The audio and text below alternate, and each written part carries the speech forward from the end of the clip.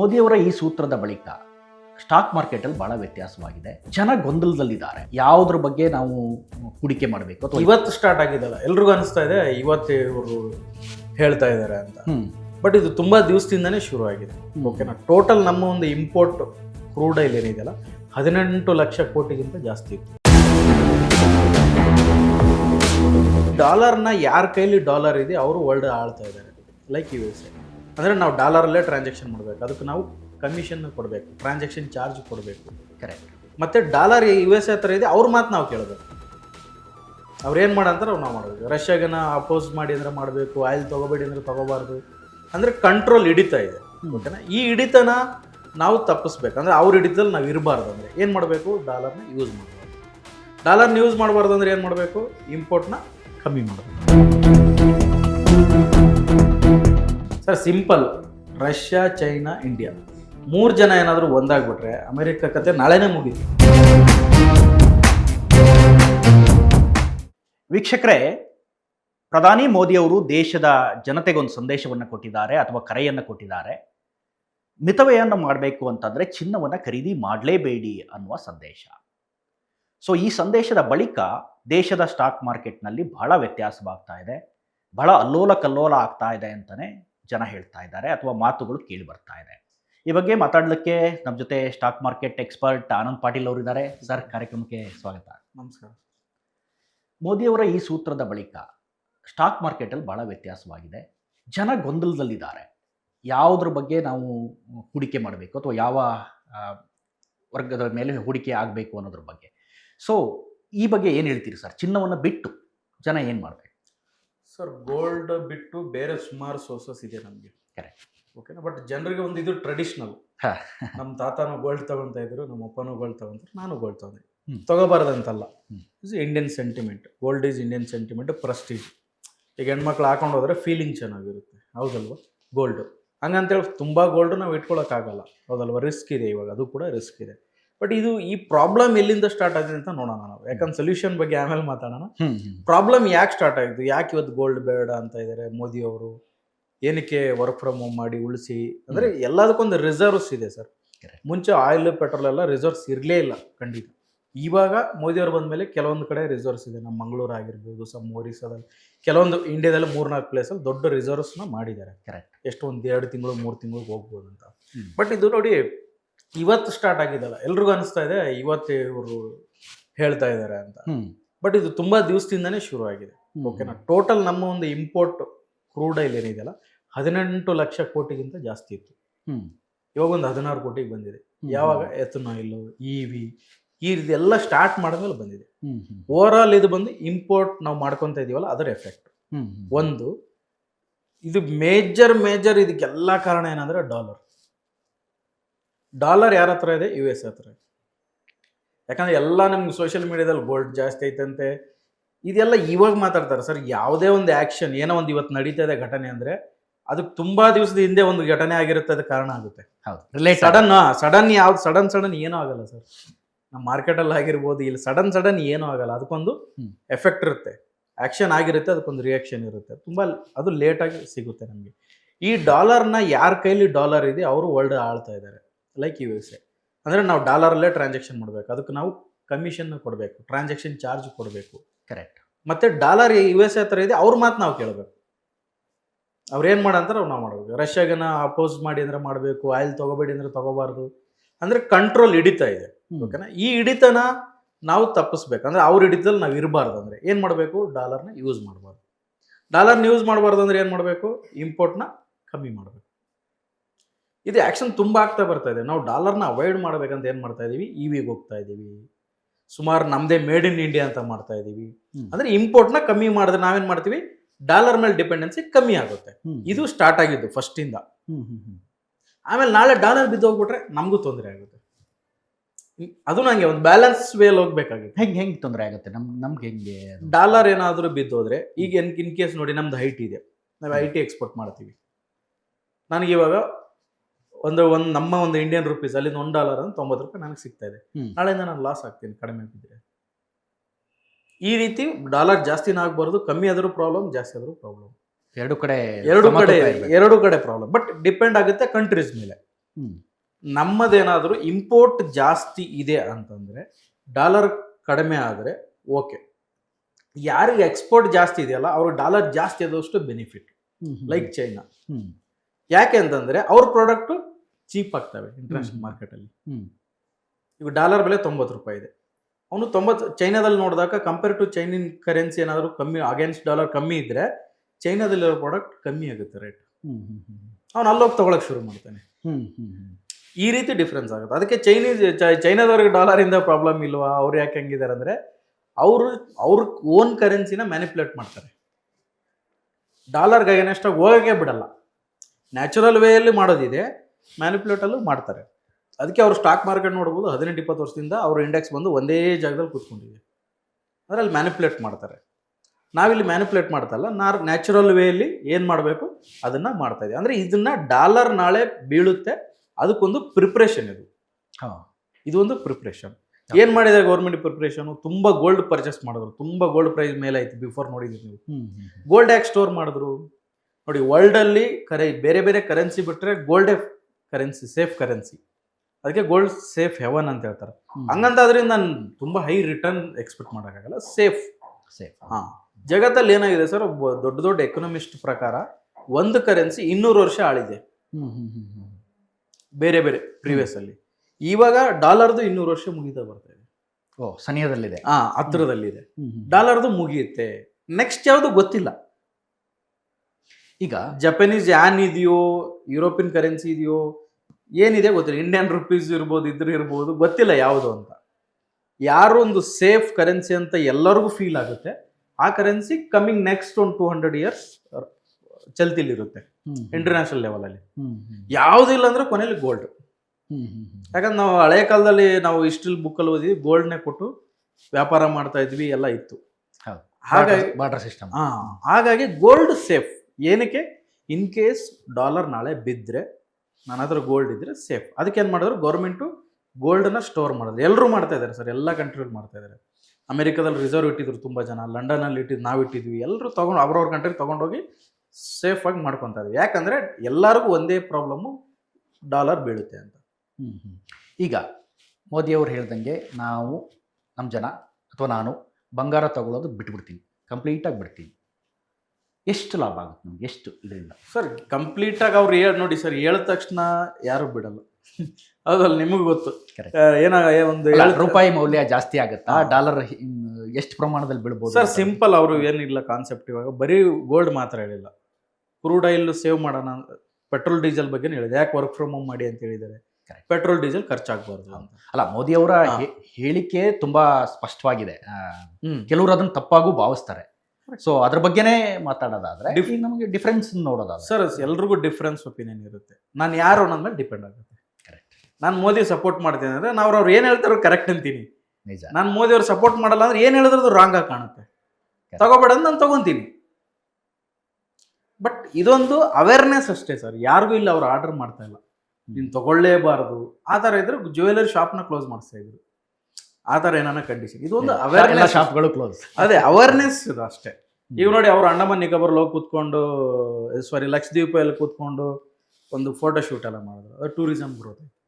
ಈಗ ಅವ್ರು big influencer. ಅವ್ರು ಬಿಟ್ರೆ ಇಂಡಿಯಾದಲ್ಲಿ ಖಂಡಿತ ಅವರಷ್ಟು ಇನ್ಫ್ಲುಯೆನ್ಸ್ ಯಾರು ಮಾಡೋಕ್ಕಾಗಲ್ಲ. ಹೌದಲ್ವಾ? ಅವ್ರಿಗೆ ಒಂದು ಹೇಳಿಕೆ ನಂತರ ಎಷ್ಟೋ ನಾನು ನೋಡಿದೆ ಒಂದು ವರದಿಯಲ್ಲಿ 7 ಲಕ್ಷ ಕೋಟಿ ಏನೋ ಲಾಸ್ ಆಯ್ತು ಒಂದೇ ದಿನ ಅಂತ ಕೇಳ್ಪಟ್ಟೆ. ಏನಂದ್ರೆ ಸರ್, ಇವಾಗ ಅವರು ಲೀಡರ್ ಅಂದ್ರೆ ಹಂಗೆ ಅವ್ರ ಮಾತ್ಕೊಂದು ವೇಟ್ ಇರಬೇಕು, ಬೆಲೆ ಇರಬೇಕು. ಇವಾಗ ಕಲ್ಕತ್ತಾ ಎಲೆಕ್ಷನ್ ಅಲ್ಲಿ ಜಾಲ್ಮುರಿ ಅಂತ ನಮ್ಮ ಕಡೆ ಗಿರ್ಮಿಟ್ ಅಂತೀವಲ್ಲ ಉತ್ತರ ಕರ್ನಾಟಕ ಕಡೆ, ಆ ತರ ಒಂದು ಐಟಮ್ ಇದ್ರು. ಅದು ತುಂಬಾ ಫೇಮಸ್ ಅಲ್ಲಿ. ಅಂದ್ರೆ ಈಗ ಆ ರೀತಿ ಅವ್ರು ಹೇಳೋ ಮಾತಲ್ಲಿ ಸುಮಾರು ಜನ ಫಾಲೋ ಮಾಡೋರು ಇದ್ದಾರೆ. ಅವ್ರ ಮನಸ ಇಚ್ಛೆಯಿಂದ, ಯಾರು ಫೋರ್ಸ್ ಅಲ್ಲ ಇದು. ಅವ್ರು ಫಾಲೋ ಮಾಡೋರು ಇದ್ದಾರೆ, ಫಾಲೋ ಮಾಡ್ತಾರೆ. ಈಗ ಜ್ಯುವೆಲರಿ ಶಾಪ್ ಅವ್ರ ಬಗ್ಗೆ ಬಂದ್ರೆ, ಜ್ಯುವೆಲರಿ ಲಾಸ್ ಆಯ್ತು ಈ ತರ ನೋಡಿ ಸರ್. ಬಿಫೋರ್ 1 year ಇಂದ ಗೋಲ್ಡ್ ಅಲ್ಲಿ ಅವರಷ್ಟು ಸಂಪಾದನೆ ಮಾಡಿದಷ್ಟು ಯಾರು ಮಾಡಿಲ್ಲ. ಕಳೆದ 1 ವರ್ಷದಲ್ಲಿ ಎಷ್ಟು ಪ್ರೈಸ್ ಇನ್ಕ್ರೀಸ್ ಆಗಿದೆ ಗೋಲ್ಡ್? 2 ಪಟ್ಟು ಪ್ರೈಸ್ ಇನ್ಕ್ರೀಸ್ ಆದಂಗೆ ಮೇಕಿಂಗ್ ಚಾರ್ಜಸ್ ಅಲ್ಲೂ. ಸರ್, ಇವಾಗ ನಾನು ಗೋಲ್ಡ್ ಸ್ಟಾಕ್, ನಾನು ವ್ಯಾಪಾರಿ, ಗೋಲ್ಡ್ ಸ್ಟಾಕ್ ಇಟ್ಟಿದ್ದೀನಿ. ಸಡನ್ ಆಗಿ ಪ್ರೈಸ್ ಜಾಸ್ತಿ ನನ್ಗೆ ಲಾಭ ಅಲ್ವಾ? ಗೋಲ್ಡ್ ಇವಾಗೂ ಅಷ್ಟೇ, ಪ್ರೆಸೆಂಟ್ ಅಷ್ಟೇ ನೋಡಿ. ನಾಳೆ ಪ್ರೈಸ್ ಇನ್ಕ್ರೀಸ್ ಆಯ್ತು, ಒಂದು ಟ್ಯಾಕ್ಸ್ ಎಲ್ಲ ಹಾಕಿದ್ರು, ಇನ್ಕ್ರೀಸ್ ಆಯ್ತು ಪ್ರೈಸ್. ಓಲ್ಡ್ ಸ್ಟಾಕಿಗೆ ಯಾರು ಟ್ಯಾಕ್ಸ್ ಹಾಕ್ತಾ ಇಲ್ವಲ್ಲ? ಕರೆಕ್ಟ್. ಇಟ್ಕೊಂಡಿದ್ದಕ್ಕೆ ಲಾಭ ಬಂತು. ಹೌದಲ್ವಾ? ಯಾರು ಸ್ಟೋರ್ ಮಾಡೋರು ಲಾಭನೇ ಆಯ್ತು. ಒಂದು ಈ ಸ್ಟಾಕ್ ಮಾರ್ಕೆಟ್ ವೇಲಿ ನೋಡೋದಾದ್ರೆ ಸರ್ ನೋಡಿ, ಸ್ಟಾಕ್ ಮಾರ್ಕೆಟ್ ವೇಲಿ ತುಂಬ ಇಷ್ಟು ಡೌನ್ ಆಯಿತು, ಅಷ್ಟು ಕೋಟಿ ವೈಪ್ ಔಟ್ ಆಯಿತು, ಹಂಗಾಯಿತು ಸರ್. ಇದೆಲ್ಲ ಏನು ಟೆಂಪ್ರವರಿ ಇದು. ನಿಮ್ಮ ಬೆಲೆ ಇವಾಗ ನಿಮ್ಮ ಹತ್ರ ಒಂದು ವಸ್ತು ಇದೆ, ಅದ್ರ ಬೆಲೆ ಇವತ್ತು ಕಮ್ಮಿ ಆಯಿತು, ನಿಮ್ಮ ಹತ್ರನೇ ಇದೆ, ನಾಳೆ ಜಾಸ್ತಿ ಆಯಿತು. ಜಾಸ್ತಿ ಆದಾಗ ಯಾರೋ ಒಂದು ಹೇಳಲ್ಲ ಇವತ್ತು ಹೋಯ್ತು ಕಮ್ಮಿ ಆಯಿತು ಅಂತ. ಎಲ್ಲರೂ ಡಿಸ್ಕಷನ್, ಕಾಮನ್ ಡಿಸ್ಕಷನ್. ಜನನೂ ಅಷ್ಟೇ, ಅಯ್ಯೋ ನನಗೆ ಇಷ್ಟು ಲಾಸ್ ಆಯಿತು, ಆದರೆ ನನಗೆ ಇಷ್ಟೊಂದು ಲಾಸ್ ಆಯಿತು, ನನಗೆ ಪ್ರಾಬ್ಲಮ್ ಆಯಿತು. ನಮ್ಮ ಲೈಫ್ ಜನರಲ್ ಎಲ್ರಿಗೂ ಇನ್ಕ್ಲೂಡ್ ಲಾಸ್ ಆಯಿತು, ನನಗೆ ಪ್ರಾಬ್ಲಮ್. ಚೆನ್ನಾಗಿ ಬಂದಿರೋಕ್ಕೆ ಬಂದು ಹೇಳ್ತಾರೆ ಎಲ್ರಿಗೂ, ನನಗೆ ಬಂತು, ಇಷ್ಟು ಬಂತು, ಅಷ್ಟು ಬಂತು ಅಂತ ಹೇಳಲ್ಲ. ಹಂಗೇನೆ ಅಷ್ಟೇ ಸ್ಟಾಕ್ ಮಾರ್ಕೆಟ್ ವಿಷಯಕ್ಕೆ ಬರೋದಾದರೆ ಎಷ್ಟೆಲ್ಲ ಮೈನಸ್ ಆಗಿದೆ, ಕಮ್ಮಿ ಆಗಿದೆ, ಮತ್ತೆ ಆಮೇಲೆ ಬರುತ್ತೆ. ಸ್ಟಾಕ್ ಮಾರ್ಕೆಟ್ ವಿಷಯದಲ್ಲಿ ಅಂಗಡಿಯವ್ರಿಗಾದ್ರೆ ಅಂಗಡಿಯವರು ತುಂಬ ಅರ್ನಿಂಗ್ ಮಾಡಿದ್ದಾರೆ. ಒಂದು ನೋಡಿ ಸರ್, ಇವಾಗೂ ಗೋಲ್ಡ್ ತೊಗೊತಾ ಇದ್ದಾರೆ, ಪ್ರೈಸ್ ಇನ್ಕ್ರೀಸ್ ಆಗಿದೆ. 30,000 ಆಯ್ತು ಮುಂಚೆ, ಅವಾಗೂ ತೊಗೊತಾ ಇದ್ರು. 1.5 ಲಕ್ಷ ಆಗಿದೆ, ಇವಾಗೂ ತೊಗೊತಾ ಇದ್ದಾರೆ. ನೋಡಿ ಸರ್, ಒಂದು ಸಿಂಪಲ್ ಅರ್ಥ ಮಾಡ್ಕೊಳ್ಳೋಣ. ನಾವು ಹುಟ್ಟಿದಾಗಿಂದ ಯಾವ್ದ್ರದ್ದು ಬೆಲೆ ಕಮ್ಮಿ ಆಗಿದೆ?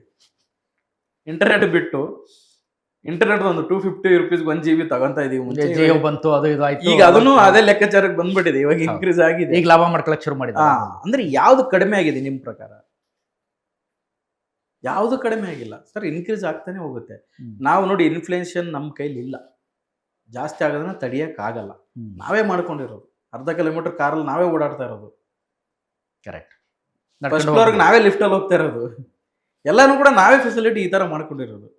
ಅಂದರೆ ಡೇ ಬೈ ಡೇ ನಮಗೆ ಪ್ರೈಸ್ ಇನ್ಕ್ರೀಸ್ ಆಗ್ತಾನೆ ಇರುತ್ತೆ. ಅದು ನಮ್ಮ ಕೈಲಿ ಇಲ್ಲ. ನಾವು ಒಂದೇ ಏನಪ್ಪ ಅಂತಂದರೆ ಅಗೇನೆಸ್ಟ್ ಆಗಿ ಏನು ಪ್ರೈಸ್ ಇನ್ಕ್ರೀಸ್ ಆಗ್ತಾ ಇದೆ ಅದರ ಅಗೇನೆಸ್ಟ್ ಆಗಿ ಅದಕ್ಕಿಂತ ಜಾಸ್ತಿ ರಿಟರ್ನ್ ಕೊಡೋದ್ರೆ ನಾವು ಇನ್ವೆಸ್ಟ್ಮೆಂಟ್ ಮಾಡಬೇಕು. ಸಿಂಪಲ್.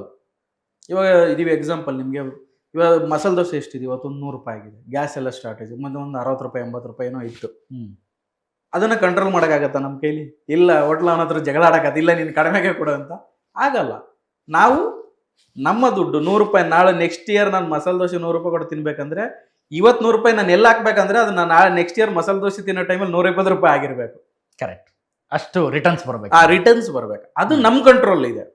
ಬಟ್ ಪ್ರೈಸ್ನ ನಾನು ಕಮ್ಮಿ ಮಾಡಬೇಕು, ಕಮ್ಮಿ ಯಾವ ಕಮ್ಮಿ ನೋಡಿ, ಎಲ್ಲ ಗೌರ್ಮೆಂಟ್ ಬರುತ್ತೆ, ಇವ್ರು ಪ್ರೈಸ್ ಜಾಸ್ತಿ ಮಾಡ್ತಾರೆ.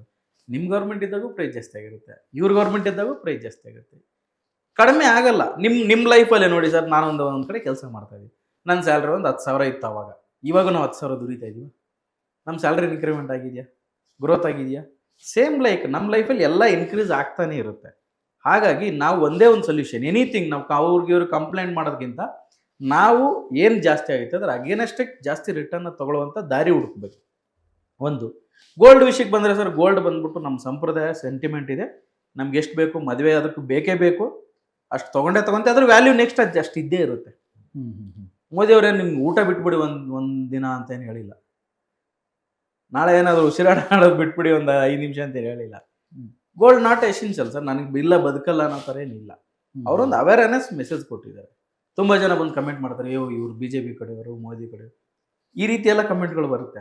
ಅಂದ್ರೆ ಲಾಜಿಕ್ ಯಾರು ನೋಡಿ ಸರ್, ಯಾರು ನ್ಯಾಷನಲಿಸ್ಟ್ ಆಗಿದ್ದಾರೆ, ಯಾರ ಒಂದು ದೇಶ ಪ್ರೀತಿ ಮಾಡ್ತಾರೆ, ಇದನ್ನ ಅರ್ಥ ಮಾಡ್ಕೊತಾರೆ. ರಾಜಕೀಯವಾಗಿ ಬೇರೆ ಬೇರೆ ಅಂಶಗಳಿವೆ, ರಾಜಕೀಯ ಅಂಶಗಳನ್ನು ಮಾತಾಡೋದು ಬೇಡ. ಯಾಕೆಂದ್ರೆ ಒಂದ್ ಲೆಕ್ಕದಲ್ಲಿ ನೋಡಿದ್ರೆ ಎಲೆಕ್ಷನ್ ಮುಗಿಯೋವರೆಗೂ ಮೋದಿ ಅವರು ಮಾತಾಡಿಲ್ಲ, ಅಥವಾ ಹರ್ದೀಪ್ ಸಿಂಗ್ ಅವರು ಈ ಬಗ್ಗೆ ಪೆಟ್ರೋಲ್ ಬಿಲ್ ಜಾಸ್ತಿ ಆಗುತ್ತೆ ಅಂತ ಹೇಳಿಲ್ಲ, ಲಾಸ್ ಆಗಲಿ ಗಾಡಿ ಓಡಿಸಕ್ ಆಗುತ್ತಾ ಅಂತ ಕೇಳಿದ್ರು. ಸೊ ಅದು ಬೇರೆ ಬಿಟ್ಬಿಡೋಣ, ಅದು ರಾಜಕೀಯ ವಿಚಾರ. ಆದ್ರೆ ನಮ್ಗೆ ಈಗ ಈ ಸಂದರ್ಭದಲ್ಲಿ ಮೋದಿ ಅವರು ಈ ಹೇಳಿಕೆ ನೀಡಿದಂಥ ಸಂದರ್ಭದಲ್ಲಿ ಯಾವ ಕಡೆ ನಾವು ಇನ್ವೆಸ್ಟ್ ಮಾಡಬೇಕು, ಮುಖ್ಯವಾಗಿ ಸಾಮಾನ್ಯ ಜನ? ಸರ್, ಯಾಕೆ ನಾನು ರಾಜಕೀಯ ಬಗ್ಗೆ ಮಾತಾಡ್ತೀನಿ ಅಂದ್ರೆ, ಇದರಲ್ಲಿ ಜಿಯೋ ಪೊಲಿಟಿಕ್ಸ್ ತುಂಬಾ ಇಂಪಾರ್ಟೆಂಟ್ ಆಗುತ್ತೆ. ಈ ಎಲ್ಲ ಒಂದು ಏನ್ ನಡೀತಾ ಇದೆ ಇವಾಗೆಲ್ಲ, ಇದರಿಂದ ಜಿಯೋ ಪೊಲಿಟಿಕ್ಸ್ ತುಂಬಾ ಅಂದ್ರೆ ತುಂಬಾ ಎಫೆಕ್ಟ್ ಆಗುತ್ತೆ. ಪ್ರೈಸಸ್ ಆಗಿರ್ಬೋದು, ನೋಡಿ ಇಂಪೋರ್ಟ್ ಡ್ಯೂಟಿ ಹಾಕ್ತಾರೆ, ನಮ್ಗೆ ಯಾರೋ ಇನ್ನೊಬ್ರು ಇಂಪೋರ್ಟ್ ಡ್ಯೂಟಿ ಹಾಕ್ತಾರೆ, ನಾವೇನೋ ಎಕ್ಸ್ಪೋರ್ಟ್ ಮಾಡ್ತೀವಿ, ಹಾಗಾಗಿ ಪ್ರೈಸ್ಗಳು ಚೇಂಜಸ್ ಆಗುತ್ತೆ. ಇದಕ್ಕೊಂದು ಎಕ್ಸಾಂಪಲ್ ಹೇಳ್ತೀನಿ ನಿಮಗೆ. ನಮ್ಮ ಹತ್ರ ಸಕ್ಕರೆ ಇದೆ, ಇಂಟರ್ನ್ಯಾಷನಲ್ ಮಾರ್ಕೆಟಲ್ಲಿ ನಾವು ಸಕ್ಕರೆ ಎಕ್ಸ್ಪೋರ್ಟ್ ಮಾಡ್ತೀವಿ ಅನ್ಕೊಳ್ಳಿ. ಬ್ರೆಜಿಲಲ್ಲಿ ಏನಾದರೂ ಮಳೆ ಆಗಿಲ್ಲ ಅಂದರೆ ಸಕ್ಕರೆ ಬೆಲೆ ಜಾಸ್ತಿ ಆಗುತ್ತೆ. ಎಲ್ಲೋ ವಾರ ನಾವೇ ಗೋಲ್ಡ್ ಮಾತುಗಳು ಬರ್ತವೆ, ನಾವೇ ಗೋಲ್ಡ್ ತಗೋಬಾರ್ದು ಅಂತ. ಬ್ರೆಜಿಲಲ್ಲಿ ಏನಾದರೂ ಮಳೆ ಜಾಸ್ತಿ ಆಗಿಲ್ಲ ಅಂದರೆ, ಮುಂಗಾರು ಮಳೆ ಆಗಿಲ್ಲ ಅಂದರೆ ಸಕ್ಕರೆ ಬೆಲೆ ಇಂಟರ್ನ್ಯಾಷನಲ್ ಮಾರ್ಕೆಟಲ್ಲಿ ಜಾಸ್ತಿ ಆಗುತ್ತೆ. ಯಾಕೆ? ಹೈಯೆಸ್ಟ್ ವರ್ಲ್ಡಲ್ಲಿ ಸಕ್ಕರೆ ಬೆಳೆಯೋದು ಬ್ರೆಜಿಲಲ್ಲಿ. ಕರೆಕ್ಟ್. ಈ ರೀತಿ ಒಂದಕ್ಕೊಂದು ಕನೆಕ್ಷನ್ ಇರುತ್ತೆ, ಅದನ್ನ ನಾವು ಅರ್ಥ ಮಾಡ್ಕೋಬೇಕಾಗಿದೆ. ಓಕೆ, ನಾವು ಗೋಲ್ಡ್ ಏನೇನೋ ಆಯ್ತು ಸರ್, ಮುಗಿದೋಯ್ತು, ಗೋಲ್ಡ್ ಜಾಸ್ತಿ ಆಯ್ತು, ಅದು ನಮ್ಮ ಹೇಳೋದಲ್ಲ, ನಮ್ಮ ಕಂಟ್ರೋಲ್ ಇಲ್ಲ. ಯಾರು ಮಾಡಿದ್ರು, ಏನ್ ಮಾಡಿದ್ರು, ಬೇಡ ಅಂತ ಹೇಳಿದ್ರು, ಜಾಸ್ತಿ ಆಯ್ತು, ಎಲ್ಲ ಆಯ್ತು. ಬಟ್ ಏನಂದ್ರೆ ನಾವು ಗೋಲ್ಡ್ನ ಏನಕ್ಕೆ ಇಟ್ಕೊಂಡ್ವಿ ಸರ್? ಎಮರ್ಜೆನ್ಸಿಗೆ ನಾನು ಹೋಗ್ಬಿಟ್ಟು ನನ್ನ ಕಷ್ಟ ಅಂದ್ರೆ ಪ್ಲಡ್ಜ್ ಮಾಡ್ಬೋದು, ಅಡ ಇಟ್ಬಿಟ್ಟು ದುಡ್ಡು ತಗೋಬಹುದು. ಒಂದು ಗೋಲ್ಡ್ ಯಾವಾಗಲೂ ಬೆಳೆಯುತ್ತೆ, ನನಗೆ ಒಳ್ಳೆ ರಿಟರ್ನ್ ಕೊಡುತ್ತೆ, ಎರಡೇ ಬೆನಿಫಿಟ್, ಹೌದಲ್ವಾ? ಅಂದ್ರೆ ಒಳ್ಳೆ ಇದು ರಿಟರ್ನ್ಸ್ ಒಂದು- ಇದೆ, ಹಾ. ನೀವು ಎಕ್ಸ್ಪರ್ಟ್ ಆಗಿ ಹೌದು. ಒಳ್ಳೆ ರಿಟರ್ನ್ಸ್ ಇದೆ ಅಂತ ಒಳ್ಳೆ ರಿಟರ್ನ್ಸ್ ಇದೆ ಸರ್.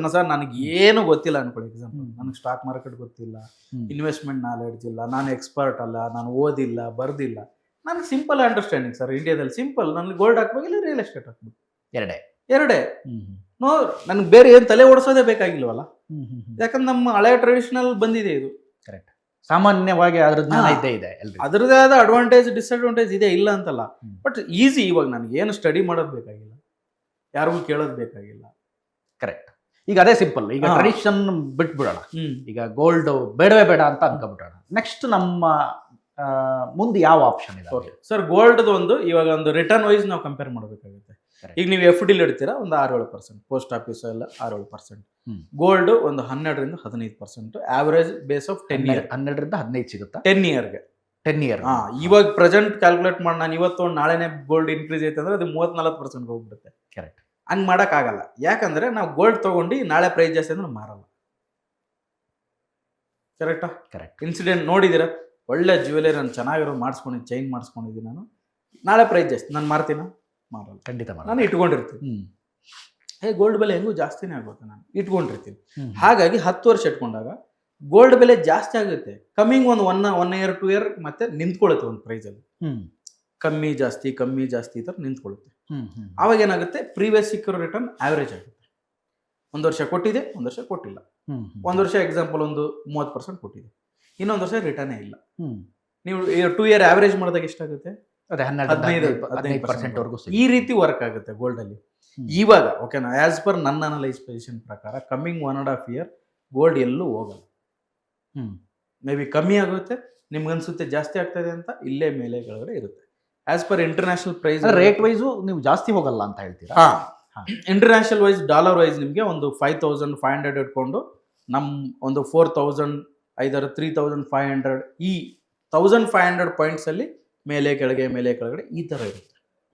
ಅಂದ್ರೆ ಇವಾಗ ಏನ್ ಹೈ ಮಾಡಿದ್ಯಲ್ಲ, max to max lifetime high ಅಂತ ಕರಿತೀವಿ ನಮ್ಮ ಸ್ಟಾಕ್ ಮಾರ್ಕೆಟ್ ಅಲ್ಲಿ. Any price, stock price, gold price, any price ಅಂದ್ರೆ ಇದೇ ಲಾಸ್ಟ್ ಪ್ರೈಸ್. ಇದು ದಾಟಿದ್ರೆ ಹೊಸ ಪ್ರೈಸ್. ಇವಾಗ ನಿಮ್ಗೆ ಒಂದು 5,500 ರೀಚ್ ಆಗಿದೆ ಒಂದು ಇಂಟರ್ನ್ಯಾಷನಲ್ ಮಾರ್ಕೆಟ್ ಡಾಲರ್ ಅಲ್ಲಿ. ಇದ್ರ ಮೇಲೆ ದಾಟಿದ್ರೇನೆ ಅದು ಇನ್ಕ್ರೀಸ್ ಆಗಿರೋ ಲೆಕ್ಕ. ನೆಕ್ಸ್ಟ್ ಇದ್ರ ಮೇಲೆ ದಾಟಿಲ್ಲ ಅಂತಂದ್ರೆ ಅದು ಇನ್ಕ್ರೀಸ್ ಆಗಿರೋ ಲೆಕ್ಕ ಅಲ್ಲ. ಆಗ ಒನ್ ಟೈಮ್ ಹೋಗಿ 5500ಗೆ ರೀಚ್ ಆಗಿದೆ. ನೆಕ್ಸ್ಟ್ ಒಂದು 6,000 ಹೋಗ್ಬೇಕು, ಅವಾಗೆ ಪ್ರೈಸ್ ಇನ್ಕ್ರೀಸ್ ಆಗಿದೆ ಅಂತ ಅರ್ಥ. ಅವಾಗ ನಿಮ್ಗೆ ರಿಟರ್ನ್ ಸಿಗೋದು. ಇಲ್ಲೇ ಇದೆ ಮೇಲೆ ಕೆಳಗೆ ಟೈಮ್ ಪಾಸ್ ಆಗ್ತಾ ಇದೆ, ನಿಮ್ಗೆ ಗ್ರೋತ್ ಸಿಗಲ್ಲ. ಈಗ ಜನ ಎಲ್ಲ ಜಾಸ್ತಿ ಆಗ್ಬಿಟ್ಟಿದೆ ಅಂತಾನೆ ಈಗ ತೀರ್ಮಾನ ಮಾಡ್ತಾರಲ್ಲ, ಅದು ಯಾವ ಆಧಾರದ ಮೇಲೆ ತೀರ್ಮಾನ ಮಾಡ್ತಾರೆ ಸರ್? ಇವಾಗ ಅದೇ ಈ ರೇಂಜ್ ಹೇಳಿದ್ನಲ್ಲ, 1500 ರೇಂಜ್. ಇವಾಗ ಎಕ್ಸಾಂಪಲ್ ಸರ್, 5500 ಇಟ್ಕೊಂಡು 4000 ಎಷ್ಟಾಯ್ತು? 1,500 ಪಾಯಿಂಟ್ ಡಿಫ್ರೆನ್ಸ್. ನಾನು ತಗೊಂಡಾಗ 4000 ಇತ್ತು, ಮತ್ತೆ ಏನಾಗುತ್ತೆ 5000 ಹೋಗುತ್ತೆ. ನನಗೆ ಸಿಕ್ಕಿರೋ ಲೆಕ್ಕನೇ ಅಲ್ವಾ ನನಗೆ. ಒಂದು ರೇಂಜ್ ದಾಟಲ್ಲ ಅಂತ, ಆ ರೇಂಜ್ ಒಳಗಡೆನೆ ಇರುತ್ತೆ. ಆ ರೇಂಜ್ ಒಳಗಿದ್ದಾಗ ಏನಾಗುತ್ತೆ, ನಮ್ಗೆ ಹೈ ರಿಟರ್ನ್ ಬರಲ್ಲ. ಈ ರೀತಿ ಆವರೇಜ್ ಆಗ್ಬಿಡುತ್ತೆ. ಪ್ರೀವಿಯಸ್ ಅಲ್ಲೂ ಕೂಡ ನೀವು ಹೋಗಿ ಚೆಕ್ ಮಾಡ್ಬೋದು, ಆವರೇಜ್ ಆಗ್ಬಿಡುತ್ತೆ. ಅವಾಗ ಏನಾಗುತ್ತೆ, ನಮಗೆ ಒಂದು 10 ಇಯರ್ ಕ್ಯಾಲ್ಕುಲೇಟ್ ಮಾಡಿದಾಗ ನೀವು ಗೂಗಲ್ ಹೋಗಿ ಸರ್ಚ್ ಮಾಡಿ ಫಾಸ್ಟ್ 10 ಇಯರ್ ಗೋಲ್ಡ್ ರಿಟರ್ನ್ ಅಂತ ಟೈಪ್ ಮಾಡಿದ್ರೆ ನಿಮಗೆ 15% ತೋರಿಸೋದು. 15%. ನಮ್ಮ ಮ್ಯೂಚುವಲ್ ಫಂಡ್ ಇದೆ, ಅಲ್ಲೂ ಅಷ್ಟೇ 15%. ರಿಯಲ್ ಎಸ್ಟೇಟ್ಗೆ ಹೋಗಿ ಏರಿಯಾ ಟು ಏರಿಯಾ ಡಿಫ್ರೆನ್ಸ್ ಆಗುತ್ತೆ. ಬಟ್ ಆವರೇಜ್ ಹೋಗಿದ್ದು ನೋಡಿದಾಗ ನಿಮಗೆ 15%, ಅಬ್ಬಬ್ಬ ಅಂದ್ರೆ ಒಂದು 20%. ಅದು 20 ಹಿಡ್ಕೊಂಡ್ಬಿಡೋಣ ನಾವು, ಎಕ್ಸ್ಟ್ರಾ ಹಿಡ್ಕೊಂಡ್ಬಿಡೋಣ ಸರ್. 5% ಜಾಸ್ತಿ, 20%. ನಿಮ್ಗೇನು ಅರ್ಥ ಆಯ್ತು ಇವಾಗ? Real estate, gold, mutual fund 3 ಕೂಡ 20% ಅನ್ಕೊಳ್ಳೋಣ. ಕಮ್ಮಿ ಬರುತ್ತೆ, ಜಾಸ್ತಿ ಹಿಡ್ಕೊಳ್ಳೋಣ. Situation base. ಸಮ್ ಟೈಮ್ ನನ್ನ ಟೈಮ್ ಚೆನ್ನಾಗಿದೆ, ಎಂಟ್ರಿ ಆದಾಗ ಅವಾಗ ಸಡನ್ ಆಗಿ ಹೆಂಗೆ gold increase. Last time mutual fund ಅಲ್ಲಿ 30%, 40%ಗೆಲ್ಲ ಹೋಗಿದೆ. ಮತ್ತೆ ಸೆಪ್ಟೆಂಬರ್ 24 ಇಂದ ಮಾರ್ಕೆಟ್ ಸ್ಟಿಲ್ ಇಲ್ಲಿ ಡೇಟ್ ವರೆಗೂ ಒಂದೇ ಕಡೆ ನಿಂತೋಯ್ತು. ಸ್ಟಾಕ್ ಮಾರ್ಕೆಟ್ ಆವರೇಜ್ ಆಗೋಯ್ತು. ಅಗೇನ್ ಸೇಮ್, ನೀವು ಆ ಟೈಮಲ್ಲಿ ಎಕ್ಸಿಟ್ ಆಗೋದು ಗೊತ್ತಿದ್ರೆ ನಿಮ್ಗೆ ಬೆನಿಫಿಟ್. ಬಟ್ ಮತ್ತೆ ಟೈಮ್ ಕಳೆಯುತ್ತೆ, 1 ವರ್ಷ, ಮತ್ತೆ ಆವರೇಜ್ ಆಗೋದು. Same stock market. ಈಗ ಹೆಂಗಂದ್ರೆ ಸರ್, ನಾನು ಒಂದು 10 ಕಿಲೋಮೀಟರ್ ಓಡ್ತಾ ಇದ್ದೀನಿ, ನಾನು ಓಡ್ತೀನಿ 10 ಕಿಲೋಮೀಟರ್ ಓಡ್ತೀನಿ, ನನಗೆ ಸುಸ್ತಾಗುತ್ತೆ, ನಾನು ರೆಸ್ಟ್ ತಗೊಂಡ್ಬಿಡ್ತೀನಿ, ನಾನು ನಿಂತ್ಕೊಂಡ್ಬಿಡ್ತೀನಿ. ಇವ್ನು ನಿಂತ್ಕೊಂಡ್ಬಿಟ್ಟಪ್ಪ, ಯಾವಾಗ ನೀನು ಹೋಗ್ತೀವಿ? ಅವ್ನು ಹೇಳಲ್ಲ ನಾನು ಯಾವಾಗ ಹೋಗ್ತೀನಿ ಅಂತ. ನನಗೆ ಇರಪ್ಪ ಸುಧಾರಿಸ್ಕೋತೀನಿ, ನನಗೆ ಬೆಟರ್ ಫೀಲ್ ಆದ್ಮೇಲೆ ಮತ್ತೆ ನಾನು ಓಡ್ತೀನಿ ಅಂತ.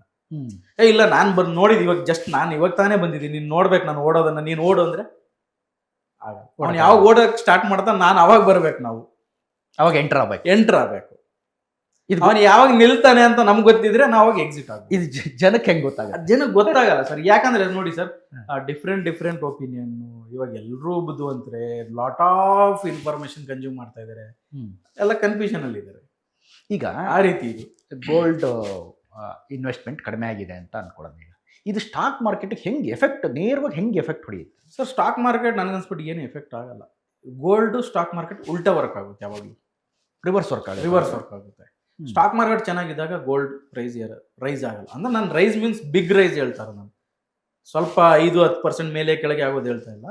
ಬಿಗ್ ರೈಸ್ ಇವಾಗ ಪ್ರೀವಿಯಸ್ ಆಯ್ತಲ್ವಾ, ನಿಮಗೆ 50,000 1 ಲಕ್ಷ ಹೋಯ್ತು, 1 ಲಕ್ಷ ಆದ್ಮೇಲೆ 120 ಹೋಯ್ತು, ಈ ರೀತಿ ಡಬಲ್ ತರ ಲೆಕ್ಕ. ಒಂದು ರೇಂಜ್ ಇರುತ್ತೆ, ಅಲ್ಲೂ ಒಂದು ರೇಂಜ್ ಇರುತ್ತೆ, ಆ ರೇಂಜಲ್ಲೇ ಇರುತ್ತೆ. ಹೇಳಿದ್ನಲ್ಲ, ನ್ಯೂ ಹೈ ಮಾಡಲ್ಲ. ಇದು ಮೀನಿಂಗ್ ಏನು? ನ್ಯೂ ಹೈ ಅಂದ್ರೆ ಇವಾಗ ಮೊದಲೇನು ಹೈ ಮಾಡಿದೆಯಲ್ವಾ, ಅದೇನು ಹೋಗಿ ಟಚ್ ಮಾಡಿದೆ, ಅದಕ್ಕಿಂತ ಮೇಲೆ ಹೋಗಲ್ಲ, ಒಂದೇ ಪ್ಲೇಸಲ್ಲಿ ನಿಂತಿರುತ್ತೆ. ಗೋಲ್ಡ್ ನಿಂತಿದೆ ಅಂದ್ರೆ ಸ್ಟಾಕ್ ಮಾರ್ಕೆಟ್ ಹೋಗೋಕೆ ಶುರು ಆಗುತ್ತೆ.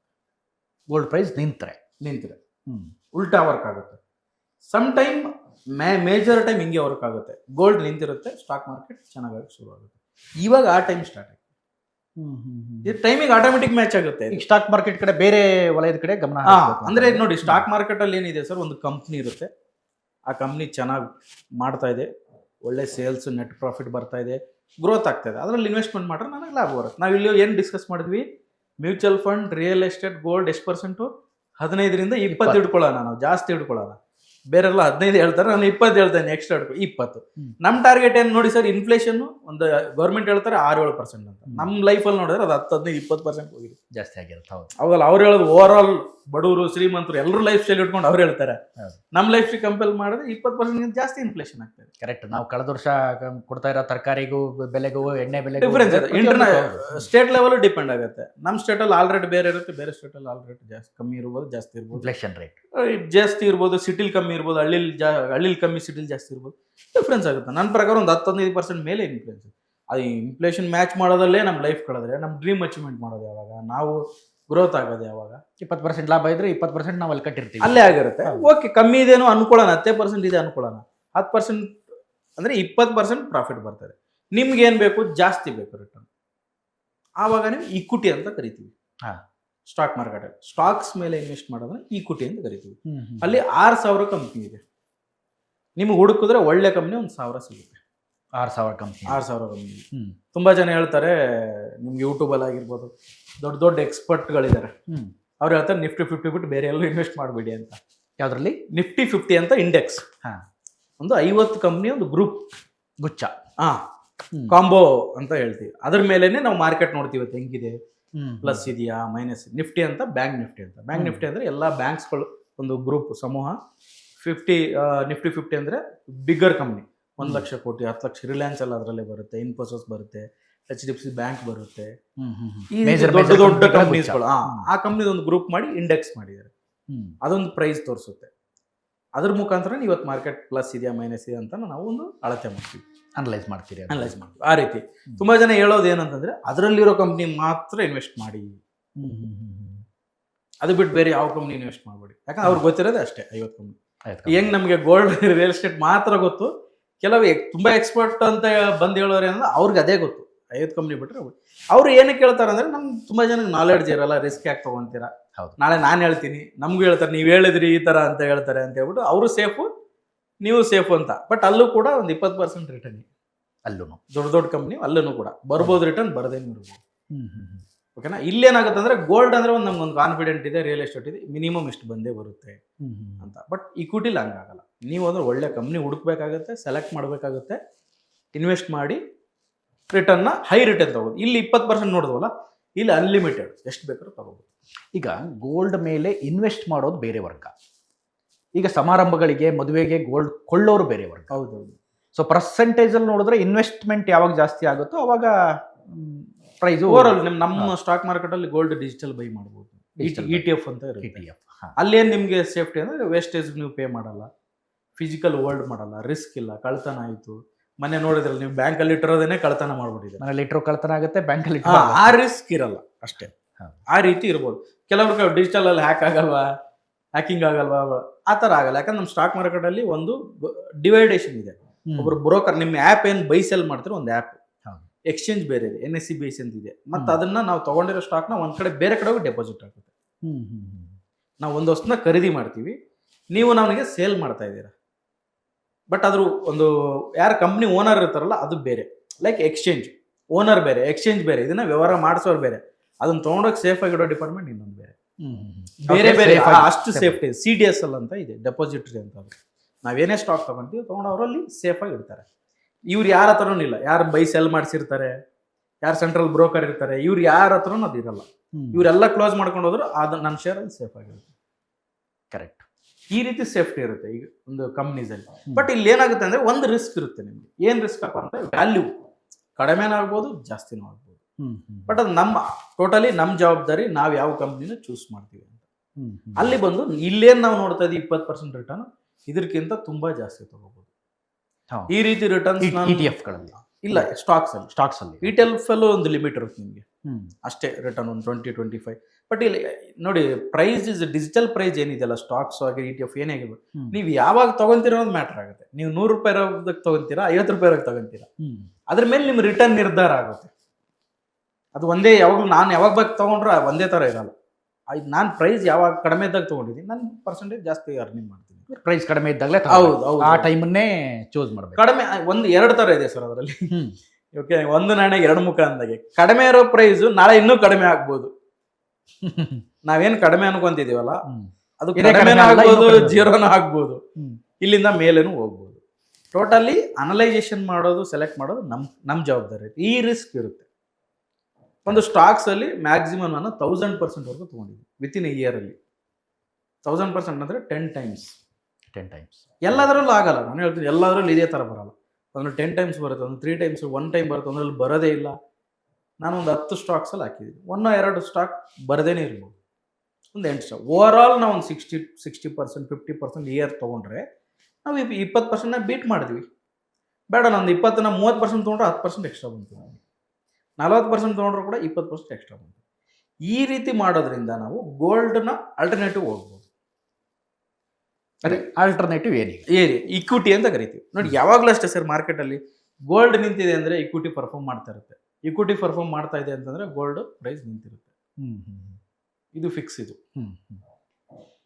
ನಿಮ್ಗೆ ರಿಟರ್ನ್ ವೈಸ್ ಹೈ ರಿಟರ್ನ್ ಬಂದರೆ ಇಕ್ವಿಟಿ ಮಾತ್ರ ಇರೋದು ಇಡೀ ಜಗತ್ತಲ್ಲಿ. Equity means companies. ನಿಮ್ಮ ಮಾರುತಿ ಕಾರ್ ಇದೆ, ಹೇಳಿದ್ರೆ ಇನ್ಫೋಸಿಸ್ ಇದೆ, ಇದು ಟೈಟಾನ್ ಇದೆ, ಎಲ್ಲ ಕಂಪ್ನೀಸ್ ಇದೆ ಸುಮಾರು. ಇದೆಲ್ಲ ನೀವು 50 ಸುಮಾರು ಕಂಪ್ನೀಸ್ ಸರ್. ಅಗ್ರಿಕಲ್ಚರ್ಲಿದೆ, ಟೆಕ್ಸ್ಟೈಲಲ್ಲಿದೆ, ಸುಮಾರು ಕಂಪ್ನಿ ಎಲ್ಲ ಫೀಲ್ಡಲ್ಲಿ ಇದೆ. ಓಕೆ, ಇವಾಗ ನಿಮ್ಮ ಮೀಡಿಯಾ ಇದರಲ್ಲಿ ಹೇಳ್ಬೋದು ನೀವು, ಮೀಡಿಯಾ ಕಂಪ್ನಿಗಳು. ಮೀಡಿಯಾ ಕಂಪ್ನಿಲೂ ಕೂಡ ಇದೆ, ಲಿಸ್ಟ್ ಇದೆ. ಜಿ ಬಿಸ್ನೆಸ್ ಇದೆಯಲ್ಲ, ಅವ್ರದ್ದೊಂದು ಸ್ಟಾಕ್ ಇದೆ. ಈ ರೀತಿ ಎಲ್ಲ ಸೆಕ್ಟರ್, ಬಟ್ಟೆಯಲ್ಲಿದೆ, ಕಾರಲ್ಲಿದೆ, ನಾವು ಡೈಲಿ ಯೂಸ್ ಮಾಡಿ ಡಿ-ಮಾರ್ಟ್ ಇದೆ. ನೀವು ಡೈಲಿ ಹೋಗಿ ರೊಟೀನ್ ನೀವು ಪರ್ಚೇಸ್ ಮಾಡ್ತೀರಾ, ಡಿ-ಮಾರ್ಟ್ ಇದೆ. ನೀವೇನು ಬೆಳಗ್ಗೆಯಿಂದ ಸಾಯಂಕಾಲ ಯೂಸ್ ಮಾಡ್ತೀರಾ ಪ್ರಾಡಕ್ಟು, ಅದರಲ್ಲೆಲ್ಲ ಕಂಪ್ನೀಸ್ ಇದೆ. ಈಗ ಬಂಗಾರದ ರೇಟ್ ಹೈ ಹೋಗಿದೆ, ಚಿನ್ನದ ರೇಟ್ ಹೈ ಹೋಗಿದೆ, ನೀವೀಗ ಈಕ್ವಿಟಿಗೆ ಪ್ರಿಫರ್ ಮಾಡ್ತೀರಿ? ಹೌದು, ಎಸ್. ಇಕ್ವಿಟಿ ಇದೆ ನಿಮ್ಗೆ ಅಂದರೆ ಅದು ಹೇಳಿದ್ನಲ್ಲ, ನಿಮ್ಗೆ ಅದರಲ್ಲಿ ಏನು ಟರ್ಮ್ಸ್ ಕಂಡೀಷನ್ ಹೇಳಿದೆ ನಿಮಗೆ. ಕರೆಕ್ಟ್. ಸೆಲೆಕ್ಟ್ ಮಾಡೋದು, ಇನ್ವೆಸ್ಟ್ ಮಾಡೋದು ನಾವು ತಿಳ್ಕೊಬೇಕಾಗುತ್ತೆ. ತಿಳ್ಕೊಳ್ಳೋದೇ ಆಗಾಗ. ಇಲ್ಲಿ ಈಸಿ. ಗೋಲ್ಡಲ್ಲಿ ಏನು ನೀವು ಸ್ಟಡಿ ಮಾಡೋದು ಬೇಕಾಗಿಲ್ಲ, ತಿಳ್ಕೊಳ್ಳೋದು ಬೇಕಾಗಿಲ್ಲ, ಹೋಗಿ ಡೈರೆಕ್ಟ್ ಇನ್ವೆಸ್ಟ್. ಸಾಂಪ್ರದಾಯಿಕ ವಿಧಾನ ಈಸಿ ವೇ ಸರ್. ಹಿರಿಯರು ಮಾಡಿಟ್ಟಿದ್ದಾರೆ, ನಿನ್ಗೆ ಏನು ಗೊತ್ತಿಲ್ಲ ಅಂದ್ರೆ ಇದನ್ನ ಮಾಡಪ್ಪ. ಈಗ ರಿಯಲ್ ಎಸ್ಟೇಟು ಇದೆ ಅಂತ ಹೆಚ್ಚು ಕಡಿಮೆ 20% ಹೇಳಿದ್ರಿ, 20% ರಿಟರ್ನ್ ಕೊಡುತ್ತೆ. ಹೌದಾ? ಈಗ ರಿಯಲ್ ಎಸ್ಟೇಟ್ ಬೆಟರ್ರಾ ಈ ಟೈಮಲ್ಲಿ? ಹಾಗಾದ್ರೆ ಸರ್, ರಿಯಲ್ ಎಸ್ಟೇಟ್ ಕಂಪ್ನೀಸ್ ಕೂಡ ಸ್ಟಾಕ್ ಮಾರ್ಕೆಟ್ ಅಲ್ಲಿ ಇದೆ. ಒಂದು ಟಾಪ್ ಬೆಸ್ಟ್ ಕಂಪ್ನಿ ಇದೆ, ಗೋದ್ರೇಜ್ ಪ್ರಾಪರ್ಟೀಸ್ ಅಂತ. ಎಲ್ಲ ನೀವು ಹೊರಗಡೆ ಏನು ಫಿಸಿಕಲ್ ನೋಡ್ತೀರಲ್ಲ, ಅದೆಲ್ಲ ನಿಮಗೆ ಡಿಜಿಟಲ್ ಸಿಗುತ್ತೆ. ಅಲ್ಲಿ ಡಿಜಿಟಲ್ ಫಿಸಿಕಲ್ ಏನು ಡಿಫ್ರೆನ್ಸು? ನಾನು ಒಂದು 20 ಲಕ್ಷ ಕೊಟ್ಟು ಒಂದು ಸೈಟ್ ತೊಗೊಂಡಿದ್ದೀನಿ. ನಾಳೆ ನನಗೆ ಎಮರ್ಜೆನ್ಸಿ ಸೇಲ್ ಮಾಡಬೇಕು, ಇಮಿಡಿಯೇಟ್ ಆಗುತ್ತಾ? ಆಗಲ್ಲ. ಬಯರ್ ಹುಡುಕ್ಬೇಕು, ರಿಜಿಸ್ಟ್ರೇಷನ್ ಆಗಬೇಕು, ಬರಬೇಕು, ಅವನಿಗೆ ರಿಜಿಸ್ಟ್ರೇಷನ್ ಆಗ್ತಾ ಇಲ್ಲ. ಈ ಖಾತಾ, ಬಿ ಖಾತಾ, ಎ ಖಾತಾ, ಓ ಖಾತಾ, ಏನೇನೋ ಎಲ್ಲ ಟರ್ಮ್ಸ್ ಫಿಲ್ ಮಾಡಬೇಕು, ಅವ್ನು ಅಗ್ರಿಮೆಂಟ್ ಆಗಬೇಕು, ದುಡ್ಡು ಬರಬೇಕು, ಬ್ರೋಕರ್ ಕಮಿಷನ್ ಕೊಡಬೇಕು, ಏನೇನೋ ಲಾಂಗ್ ಪ್ರೊಸೀಜರ್ ಇದೆ. ಸ್ಟಾಕ್ ಮಾರ್ಕೆಟಲ್ಲಿ ಹಂಗಾರೆ ನೀವು ಎಷ್ಟು ಕೋಟಿ ಬೇಕಾದ್ರೂ ಪರ್ಚೇಸ್ ಮಾಡಿ, ನಿಮ್ಗೆ ಸೇಲ್ ಮಾಡಬೇಕಾ, ಇವತ್ತು ಸೇಲ್ ಮಾಡಿ ನಾಳೆ ದುಡ್ಡು ತಕ್ಷಣದಲ್ಲೇ ದುಡ್ಡು ಸಿಗುತ್ತೆ. ಇದೇ ಡಿಫ್ರೆನ್ಸ್. ಫಿಸಿಕಲ್ಗೂ ಗೋಲ್ಡ್ ಫಿಸಿಕಲ್ ಇದೆ ನಿಮ್ಮ ಹತ್ರ, ಅದನ್ನ ಹೋಗ್ತೀರಾ, ಅವ್ನು ವೇಸ್ಟೇಜ್ ಕಟ್ ಮಾಡ್ತಾನೆ. ಇನ್ನೊಂದೇನೋ ವ್ಯಾಲ್ಯೂ ಫಿಸಿಕಲಿ ಸೇಲ್ ಮಾಡಕ್ ಹೋದಾಗ ನಿಮ್ಮ ಪ್ರೈಸ್ ಡಿಫ್ರೆನ್ಸ್ ಆಗುತ್ತೆ. ಕರೆಕ್ಟ್. ನೀವು ಗೂಗಲ್ ನೋಡೋ ಪ್ರೈಸ್ ಸಿಗಲ್ಲ. ಇಲ್ಲ ಹಂಗಲ್ಲ, ನೀವೇನು ಪ್ರೈಸ್ ತಗೊಂಡಿದ್ದೀರಾ, ಏನು ಗ್ರೋತ್ ಆಗಿದೆ, ಎಕ್ಸಾಕ್ಟ್ ಅದೇ ಪ್ರೈಸ್. ಇಲ್ಲೂ ಕೂಡ ಟ್ಯಾಕ್ಸಸ್ ಇರುತ್ತೆ, ತುಂಬಾ ಕಡಿಮೆ ಟ್ಯಾಕ್ಸಸ್ ಇರುತ್ತೆ. ಇಲ್ಲೂ ಹೈಯೆಸ್ಟ್ ಟ್ಯಾಕ್ಸ್ ಇರುತ್ತೆ ಸ್ಟಾಕ್ ಮಾರ್ಕೆಟ್ ಸೆಲ್ ಬೈಯಲ್ಲಿ, ಬಟ್ ಕಡಿಮೆ ಇರುತ್ತೆ. ಎಸ್ ಟಿ ಟಿ ಅಂತ ಇರುತ್ತೆ, ಜಿ ಎಸ್ ಟಿ ಇರುತ್ತೆ. ನಿಮಗೆ ನಾಳೆ ದುಡ್ಡು ಸಿಗುತ್ತೆ ಸರ್. ಜಿ ಎಸ್ ಟಿ ಹೋಗುತ್ತೆ. ಹೋಗಿ ಹೋಗುತ್ತೆ. ಪ್ರಾಫಿಟ್ ಮೇಲೆ ನೀವು ಪ್ರಾಫಿಟ್ ಮಾಡ್ತಾ ಇದ್ರೆ ಜಿ ಎಸ್ ಟಿ ಒಂದು ಸೆಲ್ ಬೈಗೆ ಅರೌಂಡ್ ಒಂದು 50 rupees, ನೀವು 1 lakhಗೆ ಅರೌಂಡ್ ಒಂದು 150-200 rupees ಓಕೆ, ಎಲ್ಲ ಸೇರಿ ಹೋಗುತ್ತೆ. ಇಕ್ವಿಟಿ ಮೀನ್ಸ್ ನೀವು ರಿಯಲ್ ಎಸ್ಟೇಟು ಅಲ್ಲೇ ಇರುತ್ತೆ, ಅಲ್ಲೇ ಅದನ್ನ ಹೇಳ್ತಾರೆ. ಅಂದ್ರೆ ಸ್ಟಾಕ್ ಮಾರ್ಕೆಟಲ್ಲಿ ಏನು ನಿಮಗೆ ಅಡ್ವಾಂಟೇಜ್ ಅಂದರೆ ಇವತ್ತು ಮಾರಿದ್ರೆ ನಾಳೆ ದುಡ್ಡು ಸಿಗುತ್ತೆ. ಬೇರೆ ರಿಯಲ್ ಎಸ್ಟೇಟ್ 20 ಲಕ್ಷ 50 ಲಕ್ಷ 1 ಕೋಟಿ ಸೈಟ್ ತೊಗೊಂಡಿದ್ದು ಇಮಿಡಿಯೇಟ್ ಮಾರೋಕ್ಕಾಗಲ್ಲ, ಕ್ಯಾಶ್ ಫ್ಲೋ ಇರಲ್ಲ ನಿಮ್ಮ ಹತ್ರ, ಕ್ಯಾಶ್ ಸಿಗಲ್ಲ.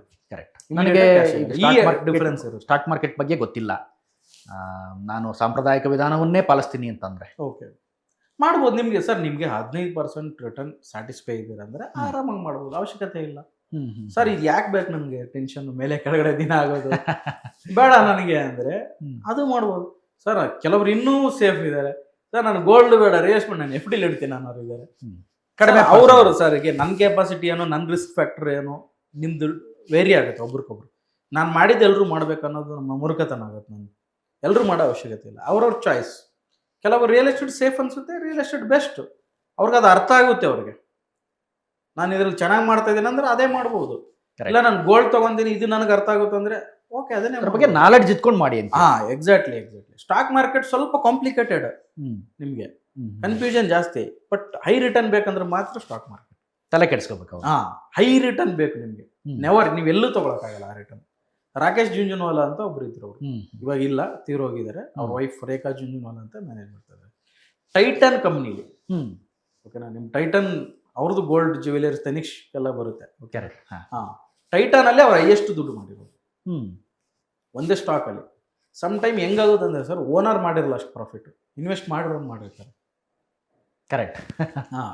ವಿಜಯ್ ಕೆಡಿಯಾ ಅಂತ ಒಬ್ರು ಇದ್ದಾರೆ ಇನ್ವೆಸ್ಟ್, ಅವ್ರದ್ದೊಂದು 1200 ಪೋರ್ಟ್ಫೋಲಿಯೋ ಇದೆ, ಕ್ರೋಡ್ಸ್. ಅವರು ಸೆರಾಸ್ ಎನ್ರಿಟೀಸ್ ಅಂತ ನೋಡಿರ್ಬೋದು ನೀವು, ಟೈಲ್ಸ್ ಬಾತ್ರೂಮ್ ಫಿಟ್ಟಿಂಗ್ಸ್ ಎಲ್ಲ ಬರುತ್ತೆ. ಕರೆಕ್ಟ್. 20 ವರ್ಷದಲ್ಲಿ ಅವರು 16,000 ಪಟ್ಟು ರಿಟರ್ನ್ ತೊಗೊಂಡಿದ್ರು ಅದರಲ್ಲಿ. ನಾಟ್ ಪರ್ಸೆಂಟೇಜ್, 16,000 ಪಟ್ಟು. ನೀವು 1 ಲಕ್ಷ ಹಾಕಿದ್ರೆ ಎಷ್ಟಾಗುತ್ತೆ ಅಂತ ಲೆಕ್ಕ ಹಾಕಿ, ಜೀರೋನೇ ಕ್ಯಾಲ್ಕುಲೇಟರ್ ಎಂಡ್ ಆಗುತ್ತೆ, ಅಷ್ಟು ದುಡ್ಡು ಮಾಡಿದ್ದಾರೆ. ಅಂದರೆ ಇಲ್ಲಿ ಪೊಟೆನ್ಷಿಯಲ್ ಅಷ್ಟು ಇದೆ, ಬಟ್ ನೀವು ನಿಮ್ಮ ಮೇಲೆ ಡಿಪೆಂಡ್ ಆಗುತ್ತೆ. ನೀವು ತುಂಬ ಜನ ಸ್ಟಾಕ್ ಮಾರ್ಕೆಟ್ ಅಂದರೆ ಇವಾಗ ಶಾರ್ಟ್ ಕಟ್ಟು, ರಾತ್ರಿ ಶ್ರೀಮಂತ ಆಗ್ತಾರೆ ಹೋದ ತಕ್ಷಣ. ಟ್ರೇಡಿಂಗ್ ಮಾಡ್ತೀನಿ, BMW ಕಾರ್ ತೊಗೊತೀನಿ, ಬೆಂಜ್ ತೊಗೊತೀನಿ, ನಾನು ಟ್ರೇಡರು, ಸೋಷಿಯಲ್ ಮೀಡಿಯಾ ಇನ್ಫ್ಲುಯೆನ್ಸು, ಸುಮಾರು ಟೆಂಪ್ಟ್ ಆಗಿಬಿಡ್ತಾರೆ. ರಿಯಲ್ ಸ್ಟಾಕ್ ಮಾರ್ಕೆಟ್ ಅದಲ್ಲ, ಅಲ್ಲೊಂದು ವೇ ಇದೆ, ಪ್ರೊಸೆಸ್ ಇದೆ, ಅಲ್ಲೂ ಟೈಮ್ ತೊಗೊಳುತ್ತೆ. ಬಟ್ ರಿಸಲ್ಟ್ ನಿಮ್ಗೆ 1 day ಫಾಸ್ಟ್ ಕೊಡುತ್ತೆ.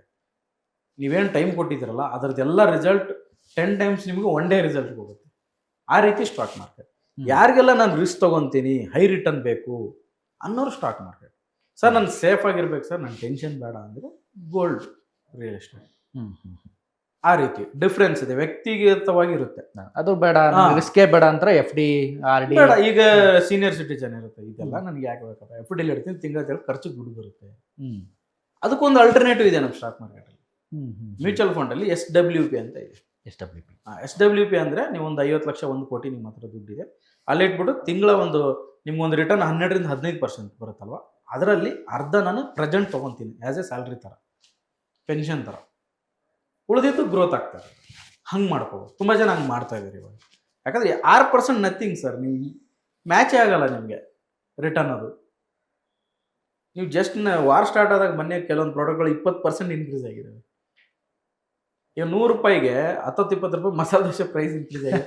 ಟೀ ಕಾಫಿ 15-20 ರೂಪಾಯಿ ಪರ್ಸೆಂಟೇಜ್ ಲೆಕ್ಕ ಹಾಕಿ ಎಷ್ಟು ಇನ್ಕ್ರೀಸ್? 6% 4-5 ಪಟ್ಟು ಜಾಸ್ತಿ ಆಗಿದೆ. 15 ರೂಪಾಯಿ ಇರೋ ಟೀ 20 rupees ಅಂದರೆ ಎಷ್ಟು ಇನ್ಕ್ರೀಸ್ ಆಯಿತು ಸರ್? 25% ಮೇಲೆ ಇನ್ಕ್ರೀಸ್ ಆಗಿದೆ ಅಪ್ರಾಕ್ಸಿಮೇಟ್ಲಿ ಹೇಳ್ತಾ ಇದ್ದೀವಿ.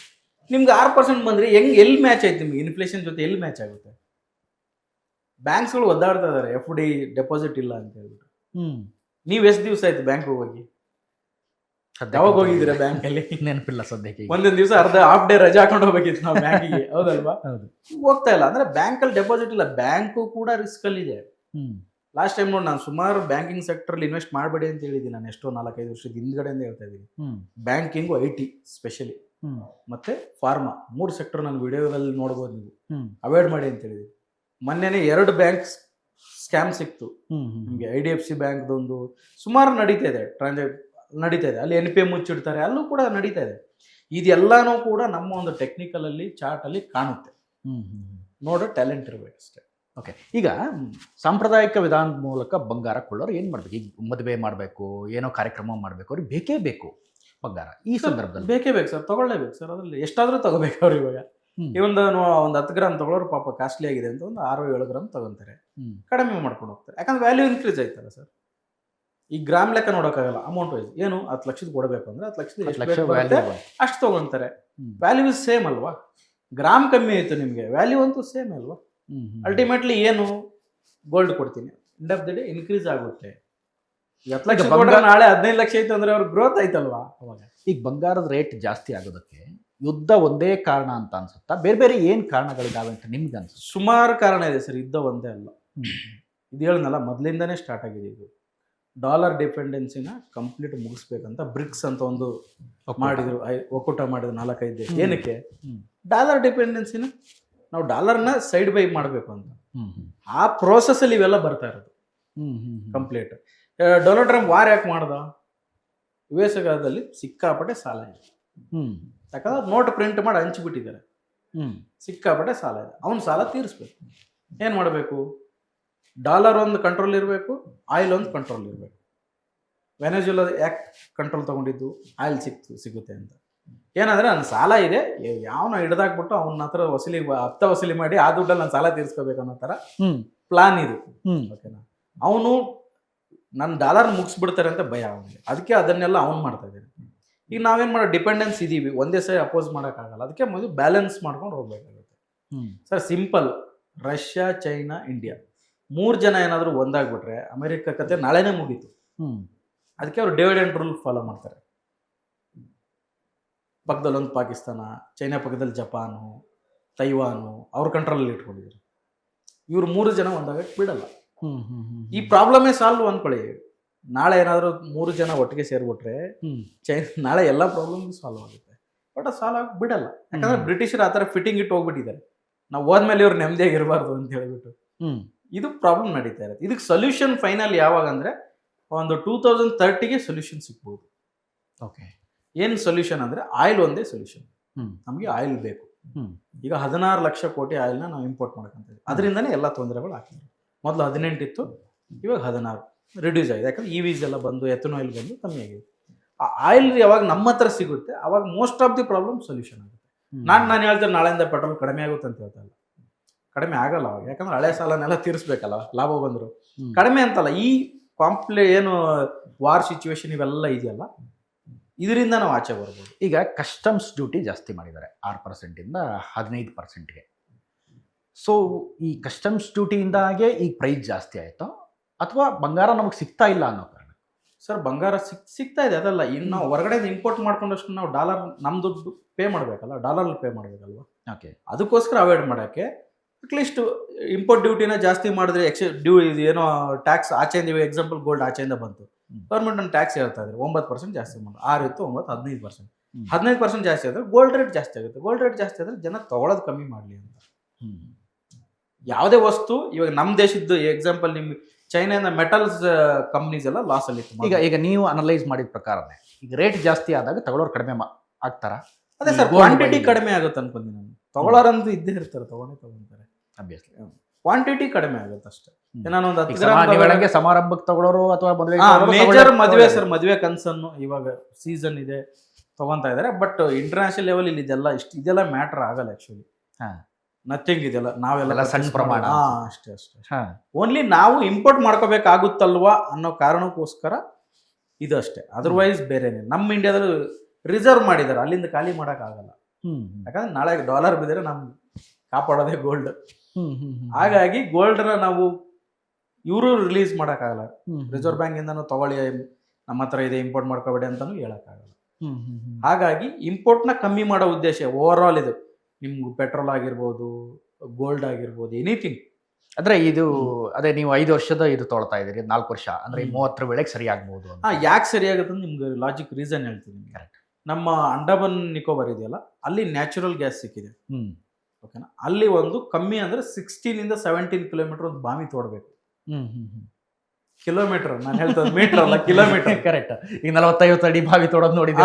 ಬೋರ್ವೆಲ್ ನಾವು ಬೆಂಗಳೂರು 1200 ಅಂತ ಹೇಳ್ತೀವಲ್ಲ, ಆ ತರ ಬಾವಿ ಬಂದ್ಬಿಟ್ಟು 16ರಿಂದ 17 ಕಿಲೋಮೀಟರ್ ಡೀಪ್ ಹೋಗ್ಬೇಕು ನಾವು.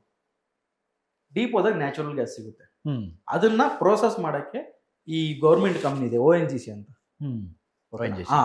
ಅದು ಎಲ್ಲೇ ಆಯಿಲ್ ನಿಕ್ಷೇಪ ಏನಾದ್ರು ಸಿಕ್ಕರೆ ಅವರೇ ಇನ್ವೆಸ್ಟ್ ಮಾಡೋದು. ಆ ಬಾವಿ ತೋಡ್ತಾ ಇದ್ದಾರೆ. ಅದು ಒಂದು 3 ವರ್ಷ ಟೈಮ್ ತಗೊಳುತ್ತೆ. May be 1 ಎಕ್ಸ್ಟ್ರಾನು ತಗೋದು. 2030ಗೆ ಒಂದು ಆಯಿಲ್ ಇದು ಸಿಗುತ್ತೆ, ನ್ಯಾಚುರಲ್ ಗ್ಯಾಸ್ ಸಿಗುತ್ತೆ, ಗ್ರೀನ್ ಎನರ್ಜಿ ತರ. ಓಕೆನಾ? ಆ ಒಂದು ಗ್ಯಾಸ್ ಸಿಕ್ಕಾಗ ಅದರಿಂದ ನಮಗೆ ತುಂಬಾ ಹೆಲ್ಪ್ ಆಗುತ್ತೆ. ಇಂಪೋರ್ಟ್ ಅಲ್ಲೂ ಕಮ್ಮಿ ಆಗುತ್ತೆ. ಅಲ್ಲೊಂದು ಸೊಲ್ಯೂಷನ್. ಮತ್ತೆ UP ಒಂದು ಪ್ಲೇಸ್ ಅಲ್ಲಿ ಕ್ರೂಡ್ ಆಯಿಲ್ ಸಿಕ್ಕಿದೆ. ಅಲ್ಲೂ ಒಂದು ಈ ತರ 2-3 ಕಿಲೋಮೀಟರ್ ತರ ಡ್ರಿಲ್ ಮಾಡೋ ತರ ಇದೆ. ನಾಟ್ ಎ ಮೀಟರ್ ಸಮಥಿಂಗ್ ಇದೆ. ಓಕೆನಾ? ಅದು ಬರೋಕ್ ಒಂದು 3-4 ವರ್ಷ ಟೈಮ್ ತಗೊಳುತ್ತೆ. ಆ ಒಂದು 2030ಗೆ ನಮ್ಗೆ ಆಯಿಲ್ ಗ್ಯಾಸ್ ಒಂದು ಸೊಲ್ಯೂಷನ್ ಸಿಗುತ್ತೆ. ಅಲ್ಲಿವರೆಗೂ EV ಸಿಕ್ಕಾಪಟ್ಟೆ EV ನೀವು ನೋಡಿರ್ಬೋದು, ಸ್ಟೇಷನ್ ಆಗಿರ್ಬೋದೆಲ್ಲ ಚೇಂಜ್ ಆಗಿದೆ. ಒಟ್ಟಲ್ಲಿ ಸಿಂಪಲ್ ಸೊಲ್ಯೂಷನ್ ಸರ್. 16 ಕೋಟಿ ಏನು ಇಂಪೋರ್ಟ್ ಇದೆಯಲ್ಲ, ಸಾರಿ 16 ಲಕ್ಷ ಕೋಟಿ ಏನು ಇದೆಯಲ್ಲ ಇಂಪೋರ್ಟ್, ಅದು ಕಡಿಮೆ ಆಗಬೇಕು. Simple solution. ಅದಕ್ಕೆ ಮೇಡ್ ಇನ್ ಇಂಡಿಯಾ ಆಗಬೇಕು. ಮತ್ತೆ ಆಯಿಲ್ ಕನ್ಸಂಪ್ಷನ್ ಹೈಯೆಸ್ಟ್ ಇರೋದು, ಅದು ಕಡಿಮೆ ಆಗಬೇಕು. ಕಡಿಮೆ ಆಗಬೇಕು ಅಂದ್ರೆ ನಮ್ಮ ಹತ್ರ ಆಯಿಲ್ ಸಿಕ್ಕರೆ ಅದಕ್ಕೊಂದು ಸೊಲ್ಯೂಷನ್ ಸಿಕ್ಕಂಗೆ. ಆವಾಗ ಏನಾಗುತ್ತೆ, ನಾವು ಬೇರೆ ಕಡೆ ಇಂಪೋರ್ಟ್ ಮಾಡ್ಕೊಳ್ಳಲ್ಲ. ಈ ಬಂಗಾರಕ್ಕೂ ಹಾಗೇನದು, ಬಂಗಾರ ನಿಕ್ಷೇಪಗಳು ನಮ್ಮಲ್ಲಿ ಸಿಕ್ಕಿದ್ರೆ ಅಲ್ಲ ಸರ್, ಇವಾಗ ನಾವು ಇಂಪೋರ್ಟ್ ಮಾಡ್ಕೋಬೇಕಾಗುತ್ತಲ್ಲ ಅನ್ನೋದಕ್ಕೋಸ್ಕರ ಗೋಲ್ಡ್ ತಗೋಬೇಡಿ ಅಂತ ಹೇಳ್ತಾರೆ. ಗೋಲ್ಡ್ ಇಲ್ಲ ಅಂತಲ್ಲ, ಗೋಲ್ಡ್ ಶಾರ್ಟೇಜ್ ಇದೆ, ಸಿಗ್ತಾ ಇಲ್ಲ, ಬೇಡ ಅಂತಲ್ಲ. ನಾವು ಡಾಲರ್ ಪೇ ಮಾಡಿ ಗೋಲ್ಡ್ ತಗೋಬೇಕಲ್ವಾ ಅನ್ನೋದಕ್ಕೋಸ್ಕರ, ಅದನ್ನ ಇಂಪೋರ್ಟ್ನ ಅವಾಯ್ಡ್ ಮಾಡೋಕ್ಕೋಸ್ಕರ ಹೇಳ್ತಾರೆ ಮೋದಿಯವರು. ಅದಕ್ಕೆ 1 ವರ್ಷ ಹೇಳಿರೋದು ಅವರು. ಇಲ್ಲಾಂದ್ರೆ ತಗೊಳ್ಳೇಬೇಡಿ ಅಂತ ಏನು ಹೇಳಿಲ್ಲ. 1 ವರ್ಷದಲ್ಲಿ ಸ್ವಲ್ಪ ಕಡಿಮೆ ಆಗ್ಬೇಕಾದ್ರೆ. ಹೌದೌದು. ಡಾಲರ್ ನಾವು ಪೇ ಮಾಡ್ಬೇಕಲ್ವಾ, ರಿಸರ್ವ್ ಖಾಲಿ ಆಗುತ್ತೆ. ಇಲ್ಲಿ ನಾವು ಇಂಡಿಯನ್ ರುಪೀಸ್ ಕೊಡ್ತೀವಿ ಸರ್. ಗೌರ್ಮೆಂಟ್ ಅದನ್ನ ಡಾಲರ್ ಕೊಟ್ಟು ತರಿಸ್ಬೇಕಾಗುತ್ತೆ ಗೋಲ್ಡ್ನ. ಯಾರೋ ನನ್ನ ವ್ಯಾಪಾರಿ, ದೊಡ್ಡ ಗೋಲ್ಡ್ ವ್ಯಾಪಾರಿ ಅವ್ರು ಗೋಲ್ಡ್ ತಂದು ಮಾರಬೇಕು. ನಮ್ಮ ಹತ್ರ INR ಇಸ್ಕೊಂತಾರೆ. ಅವ್ರು ಹೋಗಿ ಡಾಲರ್ ಎಕ್ಸ್ಚೇಂಜ್ ಮಾಡಬೇಕು. ಎಕ್ಸ್ಚೇಂಜ್ ಮಾಡಿ ಆ ಡಾಲರ್ ಮುಟ್ಬಿಟ್ಟು ಅಲ್ಲಿಂದ ಗೋಲ್ಡ್ ತರೋದು. ಕರೆಕ್ಟ್. ನಮ್ಮ ರುಪೀಸ್ ಮೂಲಕ ಖರೀದಿ ಮಾಡಕ್ ಆಗಲ್ಲ ಅಲ್ವಾ? ಆ ತರ ಡೀಲ್ ಆದ್ರೆ ಓಕೆ. ಈಗ ರಷ್ಯಾ ಜೊತೆ ನಮ್ದು ಡೀಲ್ ಇದೆ ರುಪೀಲಿ. ಮೋದಿ ಅವ್ರು ಏನ್ ಮಾಡ್ತಾರೆ, ಈ ಡಾಲರ್ನ ಶಾರ್ಟ್ ಕಟ್ ಅಲ್ಲಿ ಸೈಡ್ ಮಾಡೋಣ ಅಂತ ಅಮೆರಿಕ ಜೊತೆ. ಹೌದು, ಅದಕ್ಕೆ ರುಪಿ ಒಪ್ಪಂದ ಆಗಿದೆ. ಕೆಲವೊಂದು ಸೌದಿ ಅರಬ್ ಜೊತೆ ಆಗಿದೆ, UAE ಗ್ರೂಪ್ ಜೊತೆ ಆಗಿದೆ. ರಷ್ಯಾ ಜೊತೆ ಸಾಧ್ಯ ಇಲ್ವಾ ಸರ್ ರುಪಿ ಒಪ್ಪಂದ? ಅವ್ರಿಗೆ ಸರ್, ಇವಾಗ ನನ್ನ ಗುಂಡಿನ ನಾನೇ ತೊಡ್ಕೊಂತೀನ, ನನ್ನ ಡಾಲರ್ ವ್ಯಾಲ್ಯೂ ಬೀಳುತ್ತೆ, ನಾನೇ ಹೆಂಗೆ ಅದನ್ನೇ ತಾನೇ ಅಪೋಸ್ ಮಾಡ್ತಾ ಇರೋದು. ಅದಕ್ಕೆ ತಾನೇ ಟ್ರಂಪ್ ಪಾಕಿಸ್ತಾನ್ ಇದಕ್ಕೆ ಮಿಲಿಟರಿ ಅವ್ನು ಕರ್ಕೊಂಬಂದು ಇವ್ನು ಗ್ರೇಟ್ ಅದು ಇದು ಅಂತ ಹೊಗಳ್ತಾ ಇರೋದು. ಇದನ್ನೆಲ್ಲ ನಾವು ಮಾಡ್ತಾ ಇದೀವಿ ಅಂತಾನೆ ಟ್ರಂಪ್ ಅಪೋಸ್ ಮಾಡ್ತಾ ಇರೋದು. ಅದ್ರ ಹಿಂದೆ ಇರೋ ಕಾರಣ ಅದೇ, ನಥಿಂಗ್, ಬೇರೆ ಏನಿಲ್ಲ. ಇಂಡಿಯಾ ಮೇಲೆ ಯಾಕೆ ಒಂದು ಅಪೋಸಿಟಿವ್ ಹೇಳಿಕೆಗಳು ಕೊಡೋದು, ಅಪೋಸಿಟ್ ಮಾತಾಡೋದು, ಇವೆಲ್ಲ ನಡೀತಾ ಇರೋದು ನಾವು ಡಾಲರ್ನ ಅವಾಯ್ಡ್ ಮಾಡ್ತೀವಿ ಅನ್ನೋದು ರೀಸನ್, ಮೇನ್ ರೀಸನ್. ಅದು ಒಂದು ಸಿಂಪಲ್ ಪ್ರಶ್ನೆ ಸರ್. ನಮ್ಮ ಜನ ಎಲ್ಲ ಅನ್ಕೊಳ್ತಾ ಇದ್ದಾರೆ ವಿದೇಶದಲ್ಲೆಲ್ಲ ಬಂಗಾರದ ರೇಟ್ ಕಡಿಮೆ ಇದೆ, ನಮ್ಮ ದೇಶದಲ್ಲಿ ಮಾತ್ರ ಜಾಸ್ತಿ ಆಗ್ತಾ ಇದೆ. ಹೌದು, ಸಿಂಪಲ್ ಆಗಿ ಹೇಳ್ಬಿಡಿ ಜನರಿಗೆ. ಯಾಕೆ ಟ್ಯಾಕ್ಸ್ ಅಲ್ಲಿ ಕಡಿಮೆ ಇದೆ ಸರ್? ದುಬೈಲಿ ಕಡಿಮೆ ಇದೆ ಟ್ಯಾಕ್ಸ್. 600. ನಾನು ದುಬೈಗೆ ಹೋಗಿದೆ, 600 per ಗ್ರಾಮ್ ಡಿಫ್ರೆನ್ಸ್. 600 ಯಾಕಂದ್ರೆ 0 ಟ್ಯಾಕ್ಸ್ ಅಲ್ಲಿ ಒಂದು 5% ಏನೋ ಇದೆ. ಟೂರಿಸ್ಟ್ಗಂತೂ ಫ್ರೀನೇ ಇದೆ. ನೀವೇನಾದ್ರು ಹೋಗಿ ದುಬೈಲಿ ಗೋಲ್ಡ್ ತೊಗೊಂಡು ಬರ್ಬೇಕಾದ್ರೆ ಏರ್ಪೋರ್ಟಲ್ಲಿ ನಿಮ್ಮ ಆ ಟ್ಯಾಕ್ಸ್ ಬಿಲ್ಲಲ್ಲಿ ಟ್ಯಾಕ್ಸ್ ಅಮೌಂಟ್ ಏನಿರುತ್ತಲ್ವ ನಿಮ್ಗೆ ರಿಫಂಡ್ ಮಾಡಿಬಿಡ್ತಾರೆ. ನಾನು ಐಫೋನ್ ಅಲ್ಲಿಂದನೇ ತೊಗೊಂಡೆ, 5% ಟ್ಯಾಕ್ಸ್ ಹಾಕಿದ್ರು. ನಾನು ಆಚೆ ಪಾಸ್ಪೋರ್ಟ್ ಎಂಟ್ರಿ ಕೊಟ್ಟೆ, ಹೋಗ್ತಾ ಇದ್ದೀನಿ ನಾನು ಟೂರಿಸ್ಟ್ ಅಂತ, 5% ನನ್ನ ಕಾರ್ಡ್ ವಾಪಸ್ ಬಂತು ದುಡ್ಡು. ಕರೆಕ್ಟ್. 1-2 ಫೋನ್ಗಳು ತರಬಹುದು. ಆ ರೀತಿ ಬಂಗಾರವನ್ನು ಎಷ್ಟು ಮಟ್ಟಿಗೆ ತರಬಹುದು? 6 ಅಲ್ಲೊಂದು ಚೈನ್ ಇಷ್ಟು ಗ್ರಾಮ್ ಅಂತಿರುತ್ತೆ ಸರ್, ಬಿಲ್ ಹಾಕೊಂಡು ತೊಗೊಂಡ್ಬರ್ಬೋದು. ಸಮ್ ಟೈಮ್ ಅದು ರಿಸ್ಕೇನೆ. ಅದು ರಿಸ್ಕ್. ಅದು ರಿಸ್ಕೇನೆ. ಒಂದು ಚೈನ್ ಏನೋ ಹಾಕೊಂಡ್ ಬರ್ತಾ ಇದೀನಿ, ಬಿಡ್ತಾರೆ. ಜಾಸ್ತಿ ಇದ್ರೆ ತುಂಬಾ ಜನ ಸ್ಮಗ್ಲಿಂಗ್ ಮಾಡ್ತಾರೆ ಅಲ್ಲಿಂದ. ನೀವು ನೋಡ್ಬೋದು, ಕಸ್ಟಮಲ್ಲಿ ಹಿಡಿತಾ ಇರ್ತಾರೆ ಬ್ಯಾಗ್ ಅಲ್ಲಿ ಏನೋ ಬಿಸ್ಕೆಟ್ ಕವರ್ ಮಾಡ್ಕೊಂಡು ಪ್ಯಾಕಿಂಗ್ ಮಾಡ್ಕೊಂಡು ಏನೇನೋ ಮಾಡಿ. ಇದು ಜಾಸ್ತಿ ಆಗುತ್ತೆ. ಇದು ನೆಕ್ಸ್ಟ್ ಗೋಲ್ಡ್ ರೇಟ್ ಜಾಸ್ತಿ ಆದ್ರೆ ಸ್ಮಗ್ಲಿಂಗ್ ಜಾಸ್ತಿ ಆಗುತ್ತೆ. ಸ್ಮಗ್ಲಿಂಗ್ ತುಂಬಾ ಆಗುತ್ತೆ, ಅವಾಗ ಶುರು ಆಗುತ್ತೆ ಸ್ಮಗ್ಲಿಂಗ್ ಶುರು ಆಗುತ್ತೆ. ಯಾವಾಗ್ಲೂ ಇದೆ ಅದು. ಪ್ರೈಸ್ ಜಾಸ್ತಿ ಆದಾಗ ಇವಾಗ ಹೆಂಗೆ ಗೋಲ್ಡ್ ರೇಟ್ ಜಾಸ್ತಿ ಆದ ತಕ್ಷಣ ನೀವು ನೋಡ್ಬೋದು ಚೈನ್ ಸ್ನ್ಯಾಚರ್ ಕಳ್ತನ ಅವೆಲ್ಲ ಜಾಸ್ತಿ ಆದ್ರೆ ವ್ಯಾಲ್ಯೂ ಇನ್ಕ್ರೀಸ್. ಮನೆ ನುಗ್ಗೋದು. ಯಾಕೆ ಬ್ಯಾಂಕ್ ಅಲ್ಲಿ ಕಳ್ತನ ಆಯ್ತು? ಎಷ್ಟು ಟ್ರಸ್ಟೆಡ್ ಬ್ಯಾಂಕ್ ಅಂದ್ರೆ ಲಾಕರ್ಸ್ಗಳೆಲ್ಲ ಟ್ರಸ್ಟೆಡ್, ಎಲ್ಲರೂ ಇಟ್ಟಿದ್ದಾರೆ ಅಲ್ಲೇ. ಚೈನ್ ಕಟ್ ಮಾಡಿ ಗ್ರಾಮ್ ಜೋಡಿಸಿ ಏನೇನೋ ಮಾಡಿದ್ದಾರೆ. ಶಾಪ್ಗಳೇ ಎಲ್ಲ, ಶಾಪ್ ಅಲ್ಲ, ಬ್ಯಾಂಕ್ ಅಲ್ಲಿ, ಬ್ಯಾಂಕ್ ಲಾಕರ್ ಇಟ್ಟಿರೋ ಚೈನ್ ನ ಒಂದೊಂದು ಪೀಸ್ ನ ಕಟ್ ಮಾಡಿ ಅದಕ್ಕೆ ಡೂಪ್ಲಿಕೇಟ್ ಹಾಕಿ ಮೋಸ ಮಾಡಿದ್ರು ಬ್ಯಾಂಕ್ ಅವರೇ. ಹೌದು, ಬ್ಯಾಂಕ್ ಅಂದ್ರೆ ಬ್ಯಾಂಕ್ ಎಂಪ್ಲಾಯ್ ಒಳಗಡೆ ಇರೋದು. ಹೌದು, ಕೆನರಾ ಬ್ಯಾಂಕ್ ಅಲ್ಲಿ ಆಯ್ತು, ಸುಮಾರು ಬ್ಯಾಂಕ್ ಅಲ್ಲಿ ಆಗಿದೆ, ದೊಡ್ಡ ನ್ಯೂಸ್ ಆಯ್ತು. ಹೌದು, ಜನ ಆಮೇಲೆ ವಾಪಸ್ ತಗೊಳ್ಳೋವಾಗ ಸರಿ, ಒಂದು ವಸ್ತು ಬೆಲೆ ಜಾಸ್ತಿ ಆಯ್ತು, ವ್ಯಾಲ್ಯೂ ಜಾಸ್ತಿ ಆಯ್ತು ಅಂದ್ರೆ ಪ್ರಾಬ್ಲಮ್ ಅಲ್ವಾ, ಅದಕ್ಕೆ ವ್ಯಾಲ್ಯೂ ಇದೆ, ಅದನ್ನ ಕದ್ಕೊಂಡು ಹೋದ್ರೆ ಅವ್ರ ವ್ಯಾಲ್ಯೂ ಎಲ್ಲ ಸಿಗುತ್ತಲ್ಲ. ಹೌದು ಹೌದು. ಆ ರೀತಿ ಆ ರಿಸ್ಕ್ ಇರುತ್ತೆ, ಗೋಲ್ಡಲ್ಲೂ ಕೂಡ ಆ ರಿಸ್ಕ್ ಇರುತ್ತೆ. ನಿಮ್ಗೆ ಮಿಸ್ ಆಗಿ ಕಳೆದೋಯ್ತು, ನಂದೇ ಒಂದು ಉಂಗುರ ಹಾಕೊಂಡಿದ್ದೆ, ಜಿಮ್ಗೆ ಹೋದೆ, ಅಲ್ಲಿ ಬಿದ್ದೋಯ್ತು, ಕಳೆದೋಯ್ತು 1 year ಬ್ಯಾಕ್. ಇವಾಗ ಅನ್ಕೊಂತೀನಿ ಇದ್ದಿದ್ರೆ ಎಷ್ಟು ಗೋಲ್ಡ್ ಪ್ರೈಸ್ ಎಲ್ಲ ಇನ್ಕ್ರೀಸ್ ಆಯ್ತು. Obviously. ಆ ಟೈಮಲ್ಲಿ ನಾನು ಸ್ಟಾಕ್ ತೊಗೊಂಡು ಇಟ್ಕೊಂಡಿದ್ದೀನಿ, ನಾನು ಅದು ಅಲ್ಲೇ ಇದೆ. ಹೌದು ಹೌದು. ರಿಸ್ಕ್ ಇದೆ ಎರಡು. ನೋಡಿ ಸರ್, ಏನೇ ವಿಷಯ ಅಡ್ವಾಂಟೇಜ್ ಡಿಸ್ಅಡ್ವಾಂಟೇಜ್ ಎರಡೂ ಇರುತ್ತೆ. ಬಟ್ ನಮ್ಗೆ ಯಾವ್ದು ಅಡ್ವಾಂಟೇಜ್ ಇದೆ ಅನ್ನೋದು ಇಂಡಿವಿಜುವಲ್ ಫ್ಯಾಕ್ಟರ್ ಆಗುತ್ತೆ. ಇಂಡಿವಿಜುವಲ್ ನಾನೇನು ಯಾವ ವೇಲಿ ನೋಡ್ತೀನಿ ಅನ್ನೋದು ಡಿಪೆಂಡ್. ಬಟ್ ಒಂದೇ ಒಂದು ನೀವು ಗೋಲ್ಡ್ನ ಆ್ಯಸ್ ಎ ಪ್ರೆಸ್ಟೀಜ್ ಸೆಂಟಿಮೆಂಟ್ಗೋಸ್ಕರ ತೊಗೊತಾ ಇದ್ದೀರಾ, ಇಲ್ಲ ಇನ್ವೆಸ್ಟ್ಮೆಂಟ್ಗೋಸ್ಕರ ತೊಗೊತಾ ಇದ್ದೀರಾ, ಫಸ್ಟ್ ನೀವು ಅದನ್ನ ಡಿಸೈಡ್ ಮಾಡಬೇಕಾಗುತ್ತೆ. ಇಲ್ಲ ಸರ್ ನಾನು ಮದುವೆಗೆ ಹೋಗ್ಬೇಕು, ಫಂಕ್ಷನ್ಗೆ ಹೋಗ್ಬೇಕು, ಈ ಮನೇಲಿ ಹೆಣ್ಮಕ್ಳು ಇರ್ತಾರೆ, ಗೋಲ್ಡ್ ಇಂದ ಅದು ಸಂಬಂಧ ಇಲ್ಲ, ಅವ್ರಿಗೆ ಏನಾಗುತ್ತೆ ಏನು ಬಿಡುತ್ತೆ, ನಮ್ಗೆ ಗೋಲ್ಡ್ ಬೇಕಷ್ಟೇ. ಫಂಕ್ಷನ್ ಗೋಲ್ಡ್ ಹಾಕೊಂಡೆ ಹೋಗ್ಬೇಕು.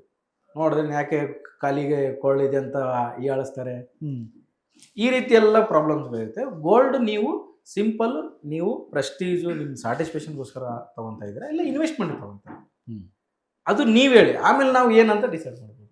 ಆ್ಯಸ್ ಎ ಇನ್ವೆಸ್ಟ್ಮೆಂಟ್ ಅಂತ ತೊಗೊತಾ ಇದ್ರೆ ನಿಮಗೆ ಬೆಟರ್ ರಿಟರ್ನ್ ಇದೆ, ಬೇರೆ ಕಡೆ ಆಪ್ಷನ್ಸ್ ಇದೆ, ಬೇರೆ ಕಡೆ ಇದನ್ನ ಬಿಟ್ಟು ಇದೆ.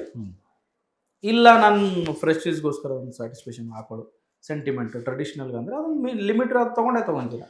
ಈಗ ಸಮಾರಂಭಗಳಿಗೆ ತಾಳ್ತೀವಿ ಅಂದ್ರೆ ನೀವು ತಗೊಳ್ಳೇಬೇಕು, ತೊಗೊಂತೀರಾ, ಎಷ್ಟಾದನ ಆಗಿರಲಿ ಸರ್, ಪ್ರೈಸ್ ತೊಗೊಂತೀರಾ. ಇನ್ವೆಸ್ಟ್ಮೆಂಟಿಗಾದ್ರೆ ಬೇರೆ ಕಡೆ ಮಾಡಿ, ಖಂಡಿತ ನಿಮ್ಗೆ ರಿಟರ್ನ್ ಇದೆ. ಅದೇ ಹೇಳನಲ್ಲ ಇಲ್ಲವರು ನಿಮಗೆ gold, real estate, mutual fund 15 to 20%. ನಾನು ಹೈ ರಿಟರ್ನ್ ಹೇಳ್ತಿದ್ದೀನಿ ಹಾಗೆ. ಗೋಲ್ಡ್ ಒಂದೊಂದು ಬಿಟ್ಟು ಇವೆರಡು ಕಡೆ ಹೋಗಿ ಅಂತ. ಇದು ಎಲ್ಲ ಸೇಮ್ ಸಿಮಿಲರ್. ನಿಮಗೆ ಇದು ಬಿಟ್ಟು ನಿಮ್ಗೆ ಇನ್ನೂ ಜಾಸ್ತಿ ಹೈ ರಿಟರ್ನ್ ಬೇಕು ಅಂದಾಗ ಸ್ವಲ್ಪ ನೀವು ತಲೆ ಕೆಡಿಸ್ಕೋಬೇಕಾಗುತ್ತೆ. ಅವಾಗ ಇಕ್ವಿಟಿ ಅಂತ ಇದೆ, ಇಕ್ವಿಟಿ ಮಾರ್ಕೆಟ್. ನಾನು ಗೋಲ್ಡ್ ಮೇಲೇನೆ ಇನ್ವೆಸ್ಟ್ ಮಾಡೋನಾದ್ರೆ ಇವೆರಡು ಬೆಟರ್ ಸರ್. ಗೋಲ್ಡ್ ಮೇಲೆ ಇನ್ವೆಸ್ಟ್ಮೆಂಟ್ ಮಾಡೋದಾದ್ರೆ ನೀವು 24 ಕ್ಯಾರೆಟ್ ತೊಗೊಂಡು ಮನೇಲಿ ಇಟ್ಕೊಳ್ಳಿ, ಬಿಸ್ಕೆಟ್ ತೊಗೊಂಡು ಇಟ್ಕೊಳ್ಳಿ. ನೀವು ಜ್ಯುವೆಲರಿ ಮಾಡ್ಕೊಂಡ್ರೆ ನಿಮ್ಗೆ ಅಲ್ಲಿ ವೇಸ್ಟೇಜ್ ಬರುತ್ತೆ, ಬೇರೆ ಬೇರೆ ಡಿಫ್ರೆನ್ಸ್ ಪ್ರಾಬ್ಲಮ್ ಆಗುತ್ತೆ, ಅಲ್ಲಿ ವ್ಯಾಲ್ಯೂ ಅಷ್ಟು ಸಿಕ್ಕಲ್ಲ ನಿಮಗೆ. ಅಲ್ಲ, ಬಿಸ್ಕೆಟ್ ತಗೊಂಡ್ರು ಕೂಡ ಲಾಸ್ ಆಗುತ್ತಲ್ಲ ಸರ್. ಅಲ್ಲೇನು ಡಿಸೈನ್ ಇರಲ್ಲ, ಅದರಲ್ಲಿ ತರ ತೊಗೊಂತಾರೆ, ಲೈಕ್ ಎಳೆ ಸುತ್ತಳೆ ಅಂತಾರೆ, ಅದು ತೊಗೊಂತಾರೆ, ಬಿಸ್ಕೆಟ್ ತೊಗೊಂತಾರೆ, ಅದರಲ್ಲಿ ಏನು ವೇಸ್ಟೇಜ್ ಇರಲ್ಲ, ನಿಮಗೆ ಡಿಸೈನ್ ಮಾಡಿರಲ್ಲ, ಏನು ಮಾಡಿರಲ್ಲ. ಆ ರೀತಿ ನೀವು ಮನೇಲಿ ಇಟ್ಟಿದ್ದೀರಾ, ಅದು ನೀವು ಕಾಪಾಡ್ಕೊಳ್ಳೋ ಲಾಕರ್ ಎಲ್ಲಿ ಇಡ್ತೀರೋ ನಿಮ್ಮ ಜವಾಬ್ದಾರಿ, ಗೆಳತನ ಆಗದೆ ಇರುವಂತ. ಹೌದಲ್ವಾ, ಅಲ್ಲಿಟ್ಟು ನಿಮ್ಮ ಜವಾಬ್ದಾರಿ. ಅದೇ ಹೇಳಲ್ಲ ಸರ್, 20% ರಿಟರ್ನ್ ನೀವೇನು ಬೇಕಾದ್ರೂ ತಗೊಳ್ಳಿ. 15% ಆ್ಯಕ್ಚುಲಿ ನಾನು 5% ಎಕ್ಸ್ಟ್ರಾ ಹೇಳ್ತಾ ಇದ್ದೀನಿ. 15% ರಿಟರ್ನ್. ಗೂಗಲಲ್ಲಿ ಹೋಗಿ ಸರ್ಚ್ ಮಾಡಿ 10 ವರ್ಷ ಹಿಸ್ಟ್ರಿ ತೆಗೆದು ಇಷ್ಟು ನಿಮ್ಗೆ ಸಮಾಧಾನ. 15% ಬಿಂದಾಸಾಗಿ ತಗೊಳ್ಳಿ. ಗೋಲ್ಡಲ್ಲಿ ಗೌರ್ಮೆಂಟಲ್ಲಿ ಸಮ್ ರೂಲ್ಸ್ ಇದೆ, ಇಷ್ಟೇ ಇಡಬೇಕು ಮನೇಲಿ ಅಂತ. ಅದು ಅಗೇನ್ ಅಲ್ಲೂ ಟ್ರಬಲ್. ಕರೆಕ್ಟ್. ಎರಡು ರಿಸ್ಕ್ ಇದೆ. ಗೌರ್ಮೆಂಟ್ ಕಡೆ ಏನೊಂದು ರಿಸ್ಕ್ ಆದ್ರೆ ಕಳ್ರಿ IT ಅವರು ED ಅವರು ಮತ್ತೆ ಸಮಸ್ಯೆ ಆಗುತ್ತೆ. ಒಂದು ಲಿಮಿಟ್ ಇದೆ ಸರ್ ಗೋಲ್ಡಲ್ಲಿ ತೊಗೊಳಕ್ಕೆ. ನೀವು ಸ್ವಲ್ಪ ತಗೊಂತಾರೆ, ನಿಮ್ಮ ವೈಫ್ ತಗೊಂಡು, ನಿಮ್ಮ ಮಕ್ಕಳು ಎಲ್ಲ ಒಂದು ಲಿಮಿಟ್ ಇದೆ ಅಲ್ವಾ. ಅನ್ಲಿಮಿಟೆಡ್ ನೀವು ಒಂದು 1 ಕೋಟಿ ಗೋಲ್ಡ್ ತೊಗೊಳಕ್ಕಾಗುತ್ತಾ? ಆಗಲ್ಲ. ಆಸ್ ಎ ಇನ್ವೆಸ್ಟ್ಮೆಂಟ್ ವೈಸ್ ಅಂದ್ರೆ ಮತ್ತೆ ಹಾಗೆ ನೀವು ಡಿಜಿಟಲ್ ಥ್ರೋನೇ ಹೋಗ್ಬೇಕಾಗುತ್ತೆ. ಪೆಟ್ರೋಲ್ ಡೀಸೆಲ್ ಬೆಲೆ ಏರಿಕೆ ಮತ್ತು ಗೋಲ್ಡ್ ಬೆಲೆ ಏರಿಕೆ, ಇದೆರಡಕ್ಕೆ ಏನಾದರೂ ಸಂಬಂಧ ಇದೆಯಾ sir? Sir import sir, simple. ಅದು ಇಂಪೋರ್ಟ್ ಮಾಡಿ, ಇದು import. Sometime demand simple sir. ವರ್ಲ್ಡಲ್ಲಿ ಏನಿದೆ ಗೊತ್ತಾ, ಸಪ್ಲೈ ಆ್ಯಂಡ್ ಡಿಮ್ಯಾಂಡ್. ಡಿಮ್ಯಾಂಡ್ ಇದೆಯಾ ಜಾಸ್ತಿ ಆಗುತ್ತೆ. ನಮ್ಮ ಟೊಮೊಟೊ ಹೆಂಗೆ ಡಿಮ್ಯಾಂಡ್ ಇದ್ದಾಗ 100 ರೂಪಾಯಿ kg ಆಗಿರುತ್ತೆ, ಡಿಮ್ಯಾಂಡ್ ಇದ್ದಾಗ ರೋಡಿಗೆ ಚೆಲ್ತಾ ಇರ್ತಾರೆ. ಬೇರೆ ಆ ಲೆವೆಲ್ ಅಲ್ಲ, ಅದು ಫ್ಯಾಕ್ಟರ್ ಆಗುತ್ತೆ. ನೀವು ಇಡೀ ಜಗತ್ತಲ್ಲಿ ಯಾವುದೇ ಒಂದು ವಸ್ತು ಕಮ್ಮಿ ಆಗ್ಬೇಕಂದ್ರೆ ಡಿಮ್ಯಾಂಡ್ ಅಂಡ್ ಸಪ್ಲೈ. ಡಿಮ್ಯಾಂಡ್ ಇದ್ದಾಗ 80 ರೂಪಾಯಿವರೆಗೂ, ಸಪ್ಲೈ ಜಾಸ್ತಿ ಇದೆಯಾ ಅವಾಗ ಡಿಮ್ಯಾಂಡ್ ಕಮ್ಮಿ ಇರುತ್ತೆ. ಸಪ್ಲೈ ಕಮ್ಮಿ ಇದೆಯಾ ಡಿಮ್ಯಾಂಡ್ ಜಾಸ್ತಿ ಆಗುತ್ತೆ. ಅದು ನೀಡ್ಫುಲ್ ಇದೆ, ಬೇಕೇ ಬೇಕದು, ಅವಾಯ್ಡ್ ಮಾಡೋಕ್ಕಾಗಲ್ಲ. ಅದಕ್ಕೆ ಸಪ್ಲೈ ಜಾಸ್ತಿ ಆದಾಗ ಪ್ರೈಸ್ ಕಮ್ಮಿ ಆಗುತ್ತೆ, ಸಪ್ಲೈ ಕಮ್ಮಿ ಆದಾಗ ಪ್ರೈಸ್ ಜಾಸ್ತಿ ಆಗುತ್ತೆ, ಸಪ್ಲೈ ಜಾಸ್ತಿ ಆದಾಗ ಪ್ರೈಸ್ ಕಮ್ಮಿ ಆಗುತ್ತೆ, ಕಮ್ಮಿ ಆದಾಗ ಜಾಸ್ತಿ ಆಗುತ್ತೆ. ಇದೇ ರೂಲ್, ಎಲ್ಲ ಕಡೆನೂ ಇದೇ ರೂಲೇ. ಇವಾಗ ನೀವು ಯಾಕೆ ಆಯಿಲ್ ಜಲ ಇವಾಗ ಜಾಸ್ತಿ ಆಗುತ್ತೆ ಪ್ರೈಸ್ ಅಂತಂದರೆ, ಈ ನಿಮ್ಮ UAE ಆಗಿರ್ಬೋದು, ಸೌದಿ ಆಗಿರ್ಬೋದು, ದುಬೈ ಎಲ್ಲ ಅವ್ರು ಎಲ್ಲ ಇನ್ಫ್ರಾಸ್ಟ್ರಕ್ಚರ್ ಎಲ್ಲ ಹಾಳಾಗಿದೆ ವಾರಿಂದ. ಅದು ಮತ್ತೆ ರೀಬಿಲ್ಡ್ ಮಾಡಿ ಮತ್ತೆ ಅವ್ರು ಪ್ರೊಡಕ್ಷನ್ ಮಾಡೋಕ್ಕೆ ಟೈಮ್ ತೊಗೊಳುತ್ತೆ. ಎಷ್ಟು ಜಾಸ್ತಿ ಆಗ್ಬೋದು ಸರ್ ಆಯಿಲ್ ರೇಟ್? ಸರ್ ಅದು ಗೌರ್ಮೆಂಟ್ ಕಂಟ್ರೋಲ್ ಇರುತ್ತೆ ಸರ್. ಗ್ಯಾಸ್, ಆಯಿಲ್ ಅವ್ರು ಯಾಕಂದ್ರೆ ಇವಾಗ ಪ್ರೆಸೆಂಟ್ 10 ರೂಪಾಯಿ ಲಾಸಲ್ಲಿ ಸಪ್ಲೈ ಮಾಡ್ತಾ ಇದ್ದಾರೆ, ಪಬ್ಲಿಕ್ ಕೊಡ್ತಾ ಇದ್ದಾರೆ. ಕರೆಕ್ಟ್. ಲಾಸಲ್ಲಿ ಇದೆ ಪ್ರೆಸೆಂಟ್. ಇವೆಲ್ಲ ಅವ್ರ ಕೈಯಲ್ಲಿರುತ್ತೆ. ಗ್ಯಾಸ್ ಆಗಿರ್ಬೋದು, ಅವ್ರ ಕೈಯಿಂದ ಹಾಕ್ಬಿಟ್ಟು ಕೊಡ್ಬೋದು, ಎಕ್ಸ್ಟ್ರಾನೂ ಮಾಡ್ಬೋದು. ಡಿಪೆಂಡ್ ಆಗುತ್ತೆ. ಜನತೆಗೆ ಅನುಕೂಲ ಮಾಡಬೇಕು ಅಂದ್ರೆ ಈಗ ನೋಡಿ ಸರ್, ಕ್ರೂಡ್ ಆಯಿಲ್ ಜಾಸ್ತಿ ಆಯ್ತು, ಅವಾಗ ಜಾಸ್ತಿ ಮಾಡೋದು, ಕಮ್ಮಿ ಆಯ್ತು ಯಾಕೆ ಕಮ್ಮಿ ಮಾಡಲಿಲ್ಲ ಅಂತಾರೆ. ಕೈಯಿಂದ ಹಾಕಿ ಕೊಟ್ಟಿರ್ತಾರೆ ಇವರು, ಅದಕ್ಕೆ ಕವರ್ ಬ್ಯಾಲೆನ್ಸ್ ಮಾಡ್ಬೇಕಲ್ಲ. ಈಗ ಒಂದು ಮಾತು ಹೇಳಿದ್ರೆ, ಎಲೆಕ್ಷನ್ ಇತ್ತು ಇಷ್ಟು ದಿವಸ, ಅದಕ್ಕೆ ರೈಸ್ ಮಾಡಲಿಲ್ಲ, ಇವಾಗ ಜಾಸ್ತಿ ಮಾಡೋದು ಅಂತ. ಸರ್ ಎಲೆಕ್ಷನ್ ಇದ್ದಾಗೆ ದುಡ್ಡು ಕೊಡೋದು, ನೀವು ಅವಾಗೆ ದುಡ್ಡು ತಗೊಳ್ಳೋದು ಓಟ್ ಹಾಕಕ್ಕೆ. ಬೇರೆ ಟೈಮಲ್ಲಿ ಅವರು ದುಡ್ಡು ಕೊಡಕ್ಕೆ ಬರಲ್ಲ, ನೀವು ದುಡ್ಡು ನೀವು ತಗೊಳ್ಳಲ್ಲ. ಹೌದಲ್ವಾ? ಎಲ್ರಿಗೂ ಅವ್ರವ್ರ ಓನ್ ಇಂಟ್ರೆಸ್ಟ್. ಹೌದಲ್ಲ, ನನಗೇನೋ ಒಂದು ಕೆಲಸ ಆಗಿರೋ ಅವಾಗ ತಾನೇ ಮಸ್ಕ್ ಹೊಡ್ಕೊಂಡು ಇನ್ನ ಬರ್ತಾರೆ ಹೋಗೋದು. ಅದು ಹ್ಯೂಮನ್ ನೇಚರ್, ಏನು ಮಾಡೋಕ್ಕಾಗಲ್ಲ. ನೀವು ಅದೇ ಥರ ಇದ್ದೀರಾ, ಅವ್ರನ್ನ ಅದೇ ಥರ ಮಾಡ್ತಾರೆ, ಸಿಂಪಲ್. ಓಕೆ, ನೀವು ಎಕ್ಸ್ಪರ್ಟ್ ಆಗಿ ಮೋದಿ ಮಾತನ್ನ ಚಾಚೂ ತಪ್ಪದೆ ಪಾಲಿಸಿ ಅಂತ ಹೇಳ್ತೀರಾ? ಸರ್ ಅದನ್ನ ಅದೇ ಹೇಳಿದ್ನಲ್ಲ, ಯಾರನ್ನೂ ನಾವು ಆರ್ಡರ್ ಮಾಡೋಕ್ಕಾಗಲ್ಲ. ನಾವು ಒಬ್ರಿಗೆ ಡೈಲಾಗ್ ಬರುತ್ತೆ, ನಮ್ಮ ಅಪ್ಪನ ಮಾತೆ ಕೇಳಿದ್ರು ನಾನೇ ನಿಮ್ಮ ಮಾತು ಕೇಳೋದು ಅಂತ. ಹೌದಾ, ನನ್ನ ಮೇಲೆ ನಮ್ಮ ಹೆಂಡ್ತಿನೇ ಕೇಳ, ನಮ್ಮ ಊಟದ ಮಕ್ಕಳೇ ಕೇಳಲ್ಲ. ಓಕೆನಾ ಸರ್, ಯಾರೇ ಆಗಲಿ ಸರ್, ಇದು ಸರಿ ತಪ್ಪು ಅಂತ ಮಾತ್ರ ನಾವು ಹೇಳ್ಬೋದು. ನೀವು ಇದನ್ನೇ ಫಾಲೋ ಮಾಡಿ ಅಂತ ಯಾರಿಗೂ ನಾವು ಹೇಳೋಕ್ಕಾಗಲ್ಲ. ಲಾಭದ ವಿಚಾರ ನಿಮಗೆ ಬಿಟ್ಟು. ಬೆಳಗ್ಗೆ ನ್ಯೂಸ್ ನೋಡುತ್ತೆ, ಯಾರೋ ಸಮ್ ಎಕ್ಸ್ ಪೊಲಿಟಿಷಿಯನ್ ಗ್ರೂಪ್, ಯಾಕೆ ಇವ್ರು ಯಾರು ಹೇಳಕ್ ನಮಗೆ ಗೋಲ್ಡ್ ತಗೋಬೇಡಿ ಅಂತ. ಅವ್ರ ಪಕ್ಷದವರು 2013 ಹೇಳಿದ್ದಾರೆ, ಚಿದಂಬರಂ ಅವರು ಹೇಳಿದ್ದಾರೆ, ಮನಮೋಹನ್ ಸಿಂಗ್ ಅವರು ಹೇಳಿದ್ದಾರೆ, ಇಲ್ಲಿ ವೀರಪ್ಪ ಮೊಯ್ಲಿ ಅವರು ಪೆಟ್ರೋಲ್ ಬಂಕ್ ಬಂದ್ ಮಾಡ್ಬೇಕನ್ನೋ ಲೆವೆಲ್ಗೆ ಹೋಗಿದ್ದಾರೆ. ಹಿಸ್ಟ್ರಿ ನೋಡ್ಬೇಕಾಗುತ್ತೆ, ಹೌದಲ್ವಾ? ಅಂದ್ರೆ ಒಪಿನಿಯನ್. ಈಗ ನೋಡಿ ಸರ್, ಇದು ಡಿಸ್ಕಷನ್ ಒಂದು ವಾರ ತಿಂಗಳು ಅಷ್ಟೇ, ಆಮೇಲೆ ಇದನ್ನು ಮರ್ತೋಗ್ತಾರೆ, ಎಲ್ಲನೂ ಮರ್ತೋಗ್ತಾರೆ. ಎಷ್ಟು ಜಾಸ್ತಿ ಆಗುತ್ತೋ ಅಷ್ಟನ್ನು ಕಟ್ಟಿ ತರೋದಷ್ಟೇ ನಮ್ಮ ಕೆಲಸ. ಅದೇನಾ ಸರ್, ಇದನ್ನ ಯಾವ್ದು ಅವಾಯ್ಡ್ ಮಾಡೋಕ್ಕಾಗಲ್ಲ ಸರ್. ನೀವು ತಗೊಳ್ಳೇಬೇಕು. ಇಷ್ಟು ದಿವಸ ನಿಮ್ಮ ಪ್ರೈಸ್ ಜಾಸ್ತಿ ಆಗಿದೆ ಅಂತ ಯಾವ ವಸ್ತುನ ತೊಗೊಳಕ್ ಬಿಟ್ಟಿದ್ದೀರಾ ಇಲ್ಲಿವರೆಗೂ ನಿಮ್ಮ ಲೈಫಲ್ಲಿ? ಅಯ್ಯೋ ಜಾಸ್ತಿ ಮೆಟ್ರೋ ಟಿಕೆಟ್ ಜಾಸ್ತಿ ಆಯಿತು, ರೇಟು ನಾವು ಹೋಗ್ಬಾರ್ದು ಮೆಟ್ರೋ, ಇನ್ನೂ ಜಾಸ್ತಿ ಆಗಿದ್ದಾರೆ ಸರ್. ಇದು ಏನು ಗೊತ್ತಾ, ಸೈಕಾಲಜಿ ಗೇಮ್ ಕೂಡ ಆಗುತ್ತೆ. ಯಾವಾಗ ನಮಗೆ ಕೆಲವರು ಬೇಡ ಅಂತಾರೆ ಅದನ್ನೇ ಮಾಡ್ತಾರೆ ತುಂಬ ಜನ. ಹಂಗೂ ಉಲ್ಟಾನು ವರ್ಕ್ ಆಗುತ್ತೆ. ಬಟ್ ಮೋದಿಯವ್ರನ್ನ ಫಾಲೋ ಮಾಡೋರು ಇದ್ದಾರೆ ಸುಮಾರು ಜನ, ಅವ್ರು ಅವಾಯ್ಡ್ ಮಾಡ್ಬೋದು. ಇದು ಏನಾಗುತ್ತೆ ಅಂದ್ರೆ ಸರ್, ಇದು ಜಸ್ಟ್ ಸ್ಟೇಟ್ಮೆಂಟು. ನನ್ನ ಪ್ರಕಾರ ನಾನು ಪ್ರೈಸ್ ಬಿಲೀವರ್. ಪ್ರೈಸ್ ನೋಡಿ ಏನು ಅನಿಸ್ತಾ ಇದೆ ಅಂದರೆ, ಇದೆಲ್ಲ ಸಿಚುವೇಶನ್ ಮ್ಯಾಚ್ ಆಗ್ತದೆ. ಎನಿವೇ ಗೋಲ್ಡ್ 1.5 ವರ್ಷ ಎಲ್ಲೂ ಹೋಗಲ್ಲ, ನಿಲ್ಲುತ್ತೀವಿ. ಮೋದಿಯವ್ರು ಹೇಳಿದ್ರೇನೋ ಹೇಳಿದ್ರು ಬಿಟ್ಟರು ಜಾಸ್ತಿ ಆಗಲ್ಲ ಅಂತೀರಿ? ಆಗಲ್ಲ. ಈಗ ನಿನ್ನೆ ಒಂದೇ ದಿನ ಜಾಸ್ತಿ ಆಗಿದೆ ಅಂತ ಸರ್, ಅದೇ ನಿಮ್ಗೆ ರೇಂಜ್ ಹೇಳಿದೆ ನಾನು. ಅಗೇನ್ ಅದೇ ಬರ್ತದೆ ನಿಮಗೆ, ನಿಂತು ಬಿಡಲ್ಲ sir gold price. Maybe ಕಮ್ಮಿ, ನಿನ್ನೆ ಜಾಸ್ತಿ ಆದ್ರೆ ಇನ್ನೊಂದು ನಾಡಿದ್ದು ಕಡಿಮೆ ಆಗ್ಬೋದು. ರೇಂಜ್ ಇರುತ್ತೆ. ಮ್ಯಾಕ್ಸ್ ಎಕ್ಸ್ಟ್ರೀಮ್ ರೇಂಜ್ ಅಂದ್ರೆ $3,500 ಇಂದ $5,500. ಇದ್ರ ಕೆಳಗಡೆ ಈ ತರ ಆಗ್ತಾರೆ. ನೀವು ಯಾವಾಗ ಜಾಸ್ತಿ ಅಂತ ಅನ್ಕೋಬೇಕು ಅಂದ್ರೆ ಲೈಫ್ ಟೈಮ್ ಹೈ ಅಂತ ಕರಿತೀವಿ. ಅಂದ್ರೆ ಇವತ್ತು ಮ್ಯಾಕ್ಸಿಮಮೇ ಹೈ ಎಲ್ಲವರೆಗೂ ಹೋಗಿದೆ. ಎಕ್ಸಾಂಪಲ್ ಹೇಳ್ತೀನಿ, 1,50,000 ಮ್ಯಾಕ್ಸಿಮಮ್ ಹೋಗಿ ಟಚ್ ಮಾಡಿ ಬಂದಿದ್ದಾನೆ ಅಲ್ಲಿಗೆ. ಆವಾಗ ದಾಟಿದ್ರೆ ಮಾತ್ರ ಪ್ರೈಸ್ ಜಾಸ್ತಿ ಆಯ್ತು ಅಂತ ಅರ್ಥ. ಆಲ್ರೆಡಿ ಹಿಸ್ಟ್ರಿ ಆಗೋಗಿದೆ. ಒಬ್ರು ರೇಂಜ್ ಸರ್ 10 ಕಿಲೋಮೀಟರ್ ಹಿಸ್ಟ್ರಿ ಮಾಡಿದ್ದಾರೆ, ಹಿಮಾಲಯ ಪರ್ವತ ಹತ್ಬಿಟ್ಟು. 10 ಕಿಲೋಮೀಟರ್ ಒಳಗಡೆ ಹೋಗಿ ಬಂದಿರೋರ್ನೆಲ್ಲ ಹಿಸ್ಟ್ರಿ ಮಾಡಿದಾರೆ ಅಂತ ಹೇಳಕ್ಕಾಗುತ್ತಾ? 10 ಕಿಲೋಮೀಟರ್ ದಾಟಿ ಹೋದ್ರೆ ನೆಕ್ಸ್ಟ್ ಹೊಸ ಹಿಸ್ಟ್ರಿ. ಇವಾಗ ಗೋಲ್ಡ್ ಪ್ರೈಸ್ ಒಂದು ಹೈ ಹಿಟ್ ಆಗಿದೆ, ಅದಕ್ಕಿಂತ ಜಾಸ್ತಿ ಹೋದಾಗ ಪ್ರೈಸ್ ಜಾಸ್ತಿ ಆಯ್ತು ಅಂತ ಅರ್ಥ ಮಾಡ್ಕೊಳ್ಳಿ. ನಾನು ಇವತ್ತು ತಗೊಳ್ಳೋ ದಿವಸ ಜಾಸ್ತಿ ಆಯ್ತು ಅಂದ್ರೆ ಅದು ಪ್ರೈಸ್ ಜಾಸ್ತಿ ಅಲ್ಲ, ಅದು ರೇಂಜ್ ಇದೆ, ಕೆಳಗೆ ಮೇಲೆ ಆಗ್ತಾ ಇರುತ್ತೆ. ಇದು ಕಮ್ಮಿಂಗ್ ಆಸ್ ಪರ್ ನನ್ನ ಅನಲೈಸ್ ಪ್ರಕಾರ 1.5 ವರ್ಷ ಇರುತ್ತೆ. ನೋಡಿ, ಇವಾಗ ನಿಮ್ಗೆ ಸಿಲ್ವರ್ ಆಗಿರ್ಬೋದು, ಗೋಲ್ಡ್ ಆಗಿರ್ಬೋದು 4 ತಿಂಗಳು ನಿಲ್ಲುತ್ತೆ ಅಂತ ನಾನು ಹೇಳಿದ್ದೆ ಮೊದಲೇ. 4 ತಿಂಗಳು ಕಂಪ್ಲೀಟ್ ಆಗಿ ಆಮೇಲೆ ಡಿಸೈಡ್ ಆಗುತ್ತೆ ನೆಕ್ಸ್ಟ್ ಎಷ್ಟು ದಿವಸ ನಿಲ್ಬೇಕಾ ಹೋಗ್ಬೇಕಂತ. ಬಟ್ ಸಿಲ್ವರ್ ಸ್ವಲ್ಪ ನನಗೇನು ಅನ್ಸುತ್ತೆ, ಸಿಲ್ವರ್ ಆಪೋಸಿಟ್ ಆಗಿ ವರ್ಕ್ ಆಗ್ತದೆ. ಗೋಲ್ಡ್ ಸಿಲ್ವರ್ ಕಂಟಿನ್ಯೂಟಿ ಆಗುತ್ತೆ, ಗೋಲ್ಡ್ ನಿಂತ್ಕೊಳ್ಳುತ್ತೆ ಅಂತ ನನಗೆ ಅನ್ಸುತ್ತೆ. ಅನ್ಸೋದಂತಲ್ಲ, ಅನಲೈಸೇಷನ್ ಪ್ರಕಾರ. ಓಕೆನಾ? ಇದ್ರ ಬಗ್ಗೆ ನಾನು ಒಂದು ವಿಡಿಯೋ ಮಾಡಿದ್ದೆ ಲಾಸ್ಟ್ 24 ಫೆಬ್ರವರಿಯಲ್ಲಿ, ಸಾರಿ 25 ಫೆಬ್ರವರಿಯಲ್ಲಿ. ನಮ್ಮ ನಿಫ್ಟಿ ಏನಿದೆಯಲ್ವಾ, ಅದ್ರ ಪ್ರೈಸ್ ಬಂದು 26,277 ಹೈ ಮಾಡಿತ್ತು.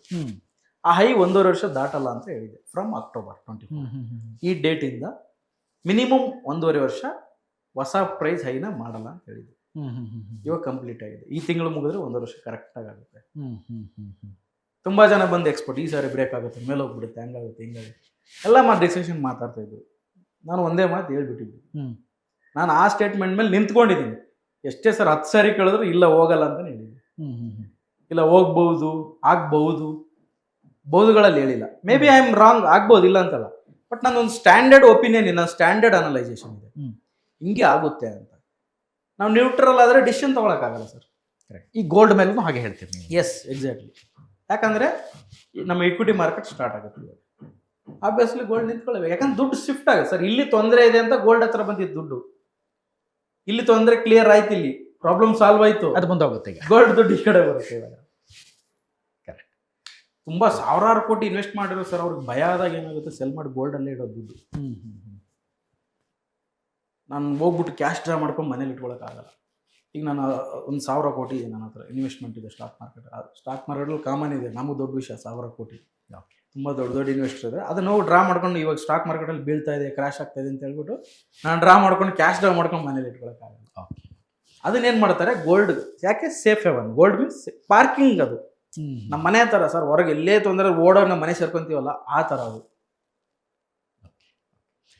ಆ ಥರ ಅಲ್ಲಿಂದ ದುಡ್ಡು ಇಲ್ಲಿಗೆ ಬಂದಿದೆ, ಇಲ್ಲೂ ರಿಟರ್ನ್ ಸಿಕ್ತು. ಇವಾಗ ಇಲ್ಲಿ ಮಾರ್ಕೆಟ್ ಗೊತ್ತಾಗುತ್ತೆ, ಪಿಕಪ್ ಆಗ್ತದೆ, ಚೆನ್ನಾಗಿ ಆಗ್ತದೆ. ಇವಾಗ ತೊಂದರೆ ಮುಗೀತು, ಎಲ್ಲ ವಾರ್ ಗೀರ್ ಎಲ್ಲ ಸೆಟ್ಲ್ಮೆಂಟ್ ಆಯಿತು.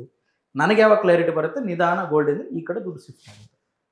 ಪಾರ್ಕಿಂಗ್ ಏರಿಯಾ ಇದು ಮತ್ತೆ ಹೊರಗಡೆ ಹೋಗಿ ಎಕ್ಸ್ಪ್ಲೋರ್ ಮಾಡ್ತೀವಿ ನಾವು ಫುಲ್. ಅಲ್ಲಿ ತೊಂದರೆ ಆದಾಗ ಇಲ್ಲಿ ಬರ್ತೀವಿ.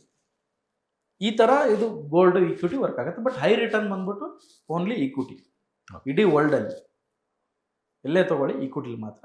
ಅದರಲ್ಲಿ ಕೆಲವೊಂದು ಟರ್ಮ್ಸ್ ಕಂಡೀಷನ್ ಇದೆ. ಯಾವ ಸ್ಟಾಕಲ್ಲಿ ಇನ್ವೆಸ್ಟ್ ಮಾಡ್ತೀರಾ, ಎಲ್ಲಿ ಇನ್ವೆಸ್ಟ್ ಮಾಡ್ತೀರಾ, ಯಾವಾಗ ತೊಗೊತೀರಾ, 3 ಫ್ಯಾಕ್ಟ್ ನಿಮಗೆ ಗೊತ್ತಿರಬೇಕಾಗುತ್ತೆ.